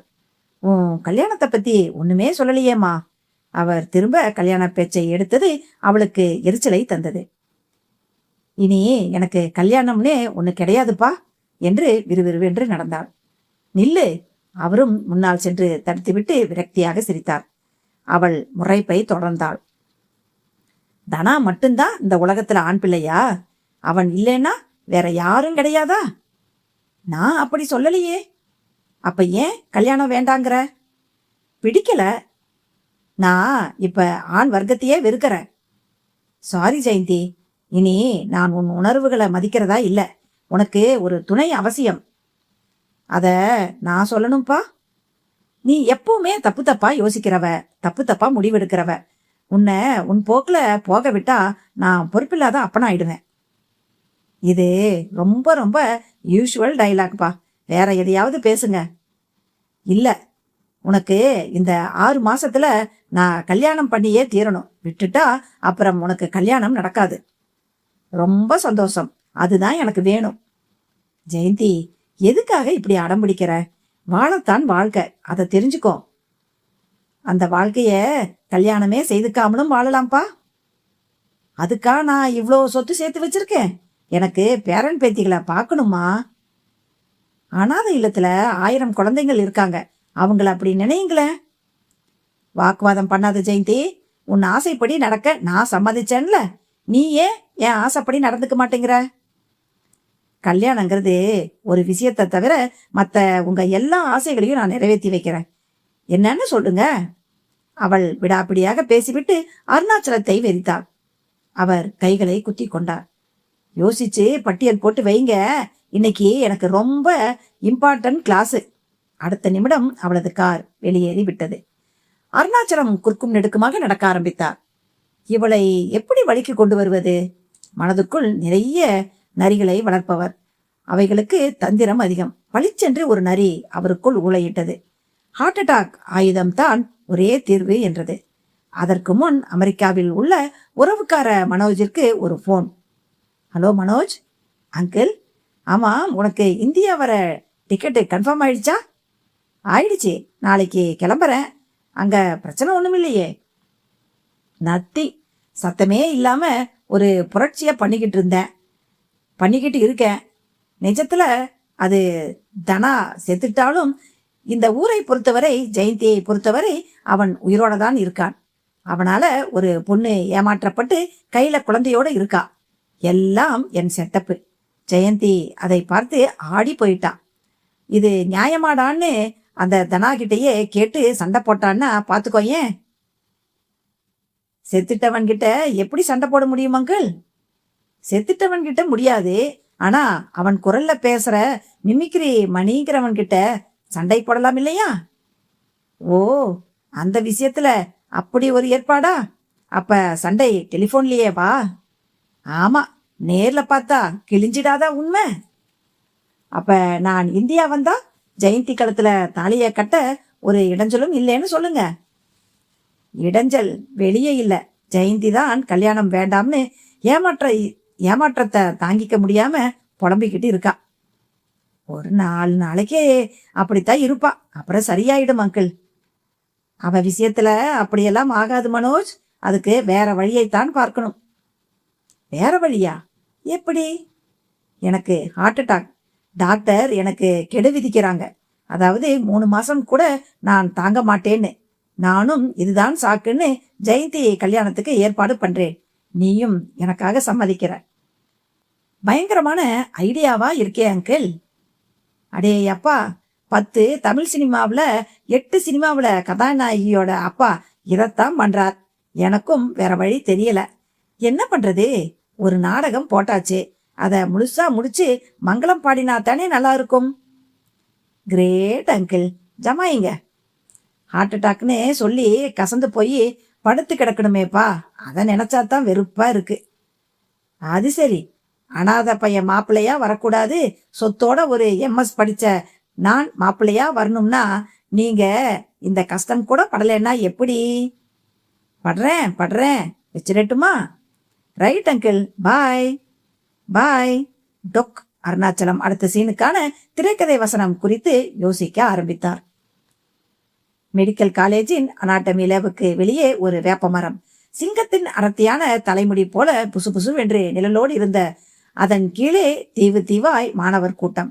ஜிஹெச்சின் மார்ச்சுவரியில் இருந்த அனாதை பிணம் என்று ஒன்று ஸ்ட்ரெச்சரில் மூடிய நிலையில் அந்த கட்டடத்தின் ஊடே கடத்தப்பட்டு கொண்டிருக்க சப்ஜெக்டில் சிலரும், ஆப்கான் குண்டு வீச்சில் சிலரும் அரட்டையில் இருந்தார்கள். ஜெயந்தியும் அவர்களுக்கு நடுவில் இருந்தபோது அவளது செல்போன் சினுங்கியது. காதை கொடுத்தவள் முகம் க்ஷணத்தில் மாறியது. கால் 2லும் PT உஷாவின் வேகம் வந்து தொற்றிக்கொள்ள ஓட ஆரம்பித்தாள். ஒரு பிரைவேட் நர்சிங் ஹோமின் இன்டென்சிவ் கேர் யூனிட் உள்ளே மூக்கிலும் நாக்கிலும் டியூப்புகளோடு அருணாச்சலம் படுத்திருந்தார். கதவின் கண்ணாடி தடுப்பு வழியாக பார்க்க முடிந்தது. ஓடி வந்திருந்த ஜெயந்தியும் பார்த்துவிட்டு கைகளை உதறிக்கொண்டு கொள்ள அவளது அத்தையும் மற்ற உறவுகளும் அவளை கைத்தாங்களாய் பிடித்து அருகில் அமர்த்தி கொண்டார்கள். உன் கவலைதான் அவனுக்கு, அப்படியே நெஞ்ச பிடிச்சுக்கிட்டு சுருண்டு உளுந்துட்டா தெரியுமா? அத்தை விசும்பலாய் கலந்தபடி குமரினாள். ஏமா, உங்க கல்யாணத்துல ஏதாவது சிக்கலா? ஒரு உறவுக்காரர் கேட்டார். அருணாச்சலம் உடம்பின் ஆரோக்கியத்தை விட அவர்களுக்கு அதுதான் பெரிதாகப்பட்டது. பெரிய கல்யாணம், அதை விடுங்க. அப்பா இப்ப எப்படி இருக்கார்? வெடித்தாள் ஜெயந்தி. ரொம்ப சீரியஸ் தானாம்மா, யாரையும் பார்க்க விட மாட்டேங்கிறாங்க, 24 மணி நேரம் கிட்டேயே வரக்கூடாதுன்னுட்டாங்க. ஜெயந்திக்கு அதை கேட்க அழுகை கொப்பளித்தது. சுற்றி இருப்பவர்கள் ஒரு மாதிரி பார்ப்பதை பற்றி கூட கவலைப்படாமல் அழ ஆரம்பித்தாள். நன்றாக அழட்டும் என்கிற மாதிரி அத்தையும் கொஞ்சம் விலக்கி கொண்டாள். ஜெயாமா, அவள் காதில் சட்டென்று தனாவின் குரல் கேட்டது. சிலிர்த்து நிமிர்ந்தாள். அவன் ஒருவேளை செய்தி அறிந்து வந்துவிட்டானா? கண்ணீரை துடைத்தபடி பார்த்தாள். யாரும் இல்லை. ஜெயாமா, இதையெல்லாம் நம்பாதே. திரும்பவும் குரல் கேட்டது. தோளில் கை போட்டு காதை உரசிக்கொண்டு ரகசியம் பேசுவது போல மிக சன்னமாய் ஒலித்த அந்த குரல் அவளை திரும்பவும் குழப்பியது. யாரது? 4 பேர் திரும்பி பார்க்கும்படியாக பலமாக பதிலுக்கு கேட்டாள். எல்லோரும் எதிர்ப்புடன் அவளை பார்த்தனர். யாருன்னு கேட்கறேன்ல? திரும்பவும் அவளிடம் சீற்றம். ஜெயந்தி, என்னம்மா, எதுக்கு இப்படி கத்தற? அத்தை நெருங்கி வந்தாள். யாரோ என்னை கூப்பிடுறாங்க அத்தை, அப்புறம் இதையெல்லாம் நம்பாதேங்கிறாங்க. இங்க யாரும் இப்ப உன்னை கூப்பிடலையே ஜெயந்தி. இல்ல, இப்ப என் காதுல விழுந்துச்சே. இதோப்பா, நீ ரொம்ப குழம்பி போயிருக்க, கொஞ்சம் அமைதியா இரு. அப்பாவுக்கு ஹார்ட் அட்டாக்னு உடனே உனக்கு மனசளவுல பெரிய அடி விழுந்துருச்சாட்டம் இருக்கு, அதுதான் போட்டு குழப்பிக்கிற. அத்தை அவளை சமாளித்து அணைத்து கொண்டாள். உள்ளே டாக்டர் ஒருவர் அருணாச்சலத்தின் காதருகே கிசுகிசுவன குரலில் சொல்லிக் கொண்டிருந்தார். மிஸ்டர் அருணாச்சலம், உங்க பிளான் சூப்பர் சக்சஸ். உங்க டாக்டர் அப்படியே துடிச்சுக்கிட்டு இருக்காங்க, நிச்சயம் வழிக்கு வந்துடுவாங்க. இதை கேட்ட அருணாச்சலம் கண்களில் கூட வெற்றி பளபளப்பு. அத்தியாயம் 12. அமாவாசை. அச்சுதன் நம்பூதிரியின் பிரவேசம் பரசுராமன் பிள்ளை தோட்டத்தில் ஏக அமர்க்கலமாய் நிகழ்ந்தது. கார் உள்ளே நுழையும் போதே மூக்கை உறிஞ்சிக்கொண்டும் புருவத்தை இடுக்கிக் கொண்டும் நம்பூதிரி வெளியே பார்த்தபடி வந்தார். தவறாக எதையோ உணர்வது போல ஒரு தோற்றம். அதை கவனித்த பிள்ளை முகத்தில் பீதி. காரும் ஒரு இடத்தில் கிரீச்சிட்டு நின்றது. கார்பனேட் முன்னே பிரேமி கையில் ஒரு மட்டக்கோளுடன் நின்று கொண்டு காரை மறித்தாள். நம்பூதிரி, நம்பூதிரி, இவதான் அந்த பிரேமி, பால்குட்டி. இப்ப இவக்குள்ளேதான் இருக்காளாம். பிள்ளை விரல் நீண்டது. நம்பூதிரியின் விழிகள் அவளை துளைப்பது போல பார்த்தது.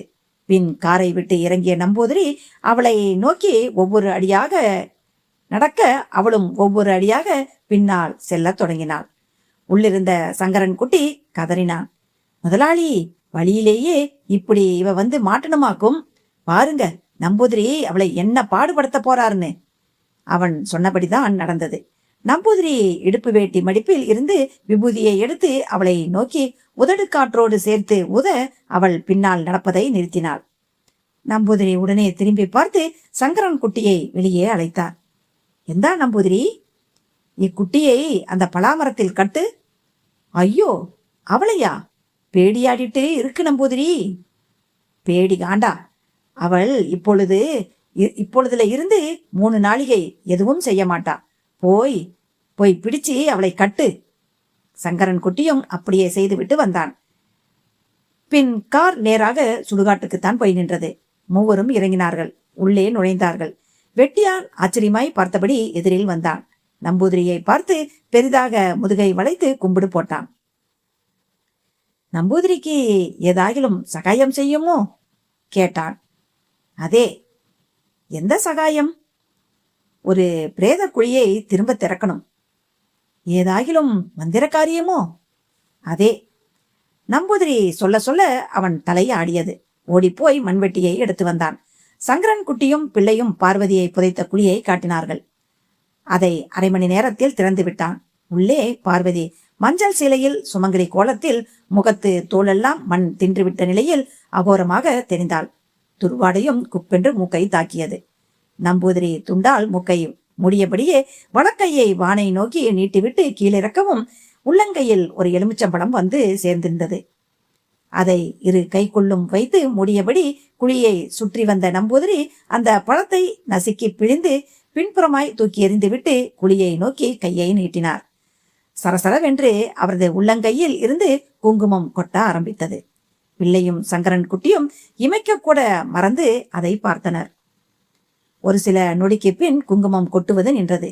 நம்பூதிரி குனிந்து மண் கவளங்களை அள்ளினார். பிள்ளையை அருகில் அழைத்து அந்த மண்ணை வாங்கி கொள்ள சொன்னார். பிள்ளையும் வாங்கி கொண்டு நின்றார். தொடர்ந்து திருப்பி போட சொன்னார். அவனும் குழிக்குள் இறங்கி பிணத்தை திருப்பி போட்டான். பிறகு பிள்ளையின் கைமண்ணை குழிக்குள் போடச் சொல்லி நம்பூதிரி சைகை மண்ணை குழிக்குள் போட்டார். பிள்ளை, இனி நீ திரும்பி பார்க்காமல் இப்பிராந்தியம் விட்டு போகணும், எது கொண்டும் திரும்ப கூடாது என்று கட்டளை பிறப்பிக்க பிள்ளையும் பெரிதாக ஒரு கும்பிடு போட்டுவிட்டு நடந்தார். நம்பூதிரி சங்கரன்குட்டி பக்கம் திரும்பி, நீ போய் கட்டி போட்ட அப்பெண்மணியை நோக்கு என்றார். சங்கரன்குட்டியும் மந்திரித்த கோழி போல் தலையை உசுப்பிவிட்டு ஓடினான். பிள்ளையும் அவனுக்கு முன்னால் நடந்து கொண்டிருந்தார். அவன் அவரை தாண்டி கொண்டு ஓடி பலாமரத்தடியை நெருங்கினான். பிரேமி என்னும் அந்த பெண் அரை மயக்கத்தில் இருந்தாள். அவிழ்த்து விடவும் தூங்கி எழுந்து நின்றவளைப் போல சங்கரன்குட்டியை பார்த்து, சங்கரன்குட்டி, நீயா என்று தெளிவாக கேட்டாள்.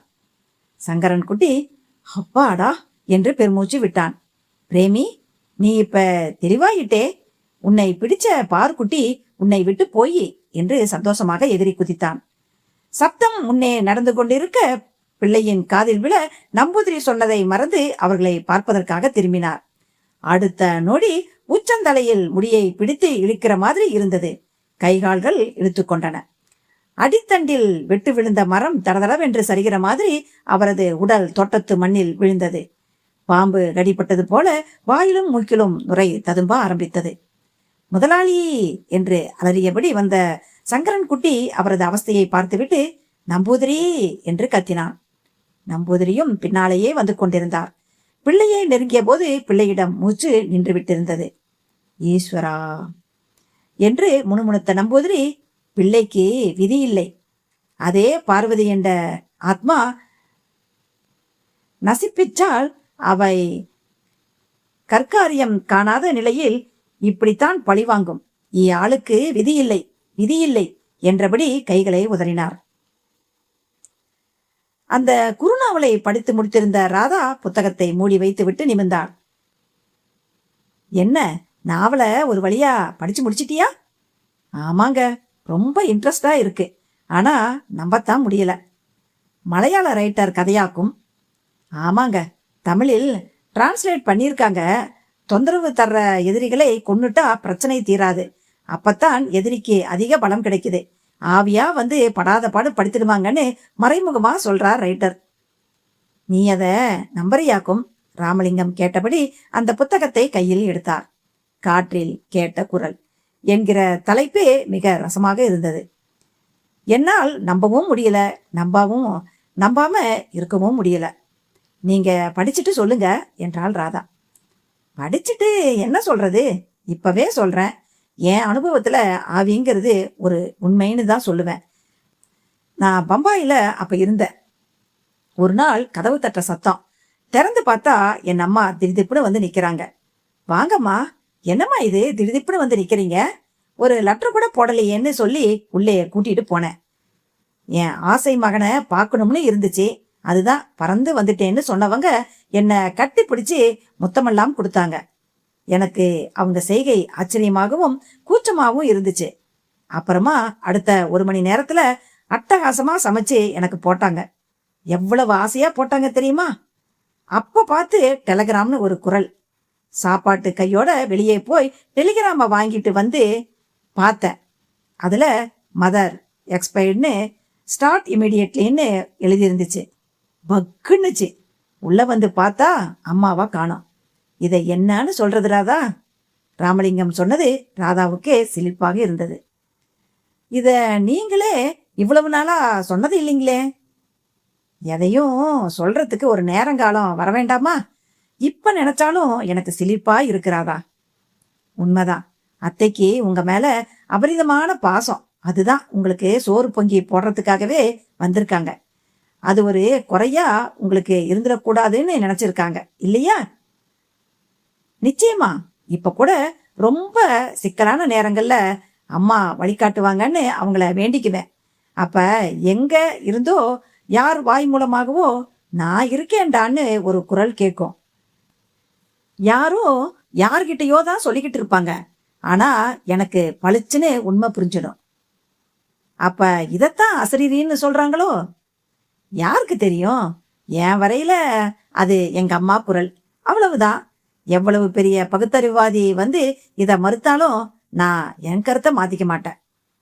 அப்ப ஆவிகள் அதுக்கு சக்தி, ஆசாபாசம் எல்லாம் இருக்குன்னு சொல்லுங்க. நிச்சயமா. இல்லைன்னா எதுக்கு வெட்டியா திவசம் பண்றோம், பிண்டம் போடுறோம், எள்ளு தண்ணி விடுறோம்? ராமலிங்கம் அடுக்கிக் கொண்டே போனார்.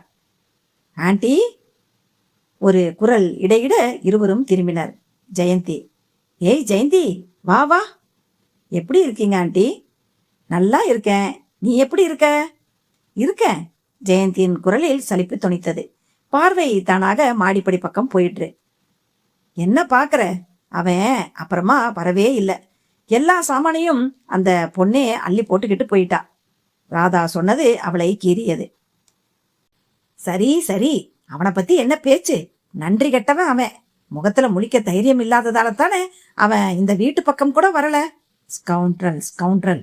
ராமலிங்கம் எகிரி குதித்தார். ஜெயந்தி காதை பொத்திக் கொண்டாள். அவரு கிடக்கிறாரம்மா, நீ சொல்லு, எங்க இவ்வளோ தூரம்? ராதா நடுவில் அவரை தள்ளிக்கொண்டு சென்று விசாரித்தாள். ஜெயந்தியும் பதில் ஏதும் பேசாமல் தன் ஹேண்ட்பேக்கில் இருந்து ஒரு கல்யாண பத்திரிகையை எடுத்தாள். என்னம்மா, யாருக்கு கல்யாணம்? எனக்கு தான் ஆண்டி. உனக்கா? Very good very good. பத்திரிகையை பார்த்த ராதாக்கா விழிகளில் ஏராள பளபளப்பு. பத்திரிகையில் மணமகன் பெயர் உள்ள இடத்தில் மனோஜ், பிஇ, MS, USA என்று இருந்தது. அமெரிக்க மாப்பிள்ளையா? சூப்பர் என்று ராதாக்காவின் உதடும் உற்சாகமாக கூவியது. என்னமோ ஆண்டி, அப்பா ரொம்ப டார்ச்சர் பண்ணி ஹார்ட் அட்டாக் அது இதுன்னு என்ன கார்னர் பண்ணிட்டார். கல்யாணமே எனக்கு பிடிக்கல. ஆனா அவரு கேட்கல. ஒரு வகையில இது அவருக்காக நடக்கிற கல்யாணம் ஆண்டி. எதுக்கு அப்படியெல்லாம் சொல்ற? உன் நல்ல மனசுக்கு அருமையா வாழ போற. நீ சாமியார் மாதிரி யோசிக்காம சந்தோஷமா சிரி என்ற ராதா உள்ளே போய் சர்க்கரையை எடுத்து வந்து அவள் வாயில் போட்டாள். ஜெயந்தியும் ருசிக்க மாட்டாமல் அதை ருசித்தாள். சரி ஆண்டி, நான் கிளம்புறேன் என்று உடனேயே கிளம்பினாள். என்னம்மா அவசரம்? இருந்துட்டு தான் போயேன். இல்ல ஆண்டி, இங்க வந்தாலே எனக்கு தனா ஞாபகம்தான் வருது. எப்பவும் அவன் பின்னாலேயே வர்ற மாதிரியும் ஜெயம்மா ஜெயம்மான்னு கூப்பிடுற மாதிரியுமே ஒரு ஃபீலிங். சமயத்துல யாரோ என்னை இழுக்கிற மாதிரி எல்லாமும் இருக்கு. எனக்கு ஒண்ணுமே புரியல. ஜெயந்தி நெற்றியை தேய்த்து கொண்டே சொன்னதை கேட்ட ராமலிங்கம், எல்லாம் கல்யாணம் ஆயிட்டா சரியாயிடுமா, நீ தைரியமா இரு, குழம்பிக்காத என்று சமாதானப்படுத்தினார். ஜெயந்தி ஆமோதிப்போடு நடந்தாள். காரில் ஏறிக்கொண்டு அங்கிருந்தும் அகன்றாள். கார் வேகம் எடுக்கும் முன் திரும்பி அந்த பால்கனியை ஒரு பார்வை பார்த்தாள். கண்களை கண்ணீர் திரையிட்டது. இப்படி என்ன ஏமாத்திட்டியேடா என்று உள்ளே ஒரு குரல் எகிரி விழுந்து கடல் அலையாட்டம் கீறி மனதுக்குள்ளே மோதிற்று. அத்தியாயம் 13. மாலை நேரம். அந்த மருத்துவக் கல்லூரி மறுநாளைய ஞாயிற்றுக்கிழமை விடுமுறைக்கு அப்போதே தயாராகி வெறிச்சோடி கிடந்தது. கல்யாணத்திற்காக லீவ் அப்ளை செய்துவிட்டு ஆபீஸ் அறையை விட்டு வெளியே வந்த ஜெயந்திக்கு அப்பொழுதுதான் அனாட்டமி ப்ரொஃபசர் டாக்டர் மித்ரா முகம் ஞாபகத்துக்கு வந்தது. அவருக்கு பத்திரிகை வைக்காவிட்டால் அவ்வளவுதான். எப்பொழுது கல்யாணம் என்று கேட்டு அடிக்கடி கலாட்டா செய்து கொண்டிருப்பார். எங்கே அவர்? எதிர்பட்ட டியூட்டர் சிவபிரகாசத்திடம் கேட்கவும், அனாட்டமி லேபிள தான் இருக்கணும் என்றார் அவர். 1க்கு 4 சடலங்களுடன் அனாட்டமி லேபும் சற்று தள்ளி இருந்தது. அதை நோக்கி நடந்தபோது ஹலோ என்றபடி வந்து ஒட்டிக்கொண்டான் லேப் அசிஸ்டன்ட் வையாபுரி. கல்யாணம்னு கேள்விப்பட்ட என்றான். ஆமாம் வையாபுரி, அடுத்த வாரம் பத்திரிகை தர்றேன், அவசியம் வந்துடு என்று ஹேண்ட்பேக்கை தொடப்போனவளை தடுத்தான். இப்ப வேண்டாமா, தப்பா எடுத்துக்காதீங்க. இப்பதான் ஜிஹெச்ல இருந்து ஒரு அநாத பணத்தை நம்ம லேபுக்காக கொண்டு போய் இறக்கிட்டு வர்றேன். பணத்தை தொட்ட கையி என்று சென்டிமெண்டாக பேசினான். அன்கிளைம்டு பாடியா? ஆமாமா, யாரோ சின்ன வயசு போல இருக்கு. வைகை அணையில கிடைச்ச பணமாம். ஆண்டிப்பட்டி ஜிஹெச்ல கிடந்து அல்லாடிட்டு இப்ப நம்ம காலேஜுக்கு வந்திருக்குது. அனாத. அதுதான் தற்கொலை செய்துகிட்டதா கேஸ் ஃபைல் பண்ணியிருக்காங்க. ஆனா பார்த்தா அப்படி தெரியலம்மா. எந்த களவாணியும் பிடிச்சு தள்ளிவிட்ட மாதிரி அங்கங்க எலும்புங்க முறிஞ்சிருக்குது. பாவம், யார் பெத்த பிள்ளையோ.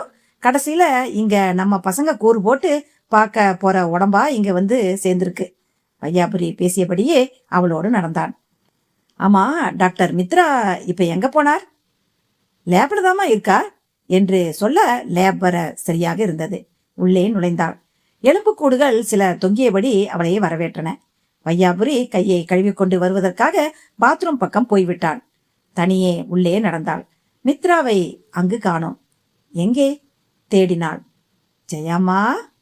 திடுமென்று தனாவின் குரல் போல் அழைப்பொலி காதில் விழவும் பகீர் உணர்வுடன் நாலாபுரமும் பார்த்தாள். வந்துட்டியா ஜெயாமா? திரும்பவும் கிசுகிசுப்பான அதே குரல். யாரது? நான் தான் ஜெயாமா. தனா. தனாவா? இடியட், எங்க இருக்க? இங்க என்ன பண்ற? கோபப்படாத, நான் உங்ககிட்ட தானே இருக்கேன். நான் ஒரு தப்பும் பண்ணல ஜெயாமா. எல்லாமே உன் அப்பாவோட நாடகம். அதுல நான் இப்போ என் உடம்பை தொலைச்சிட்டேன்.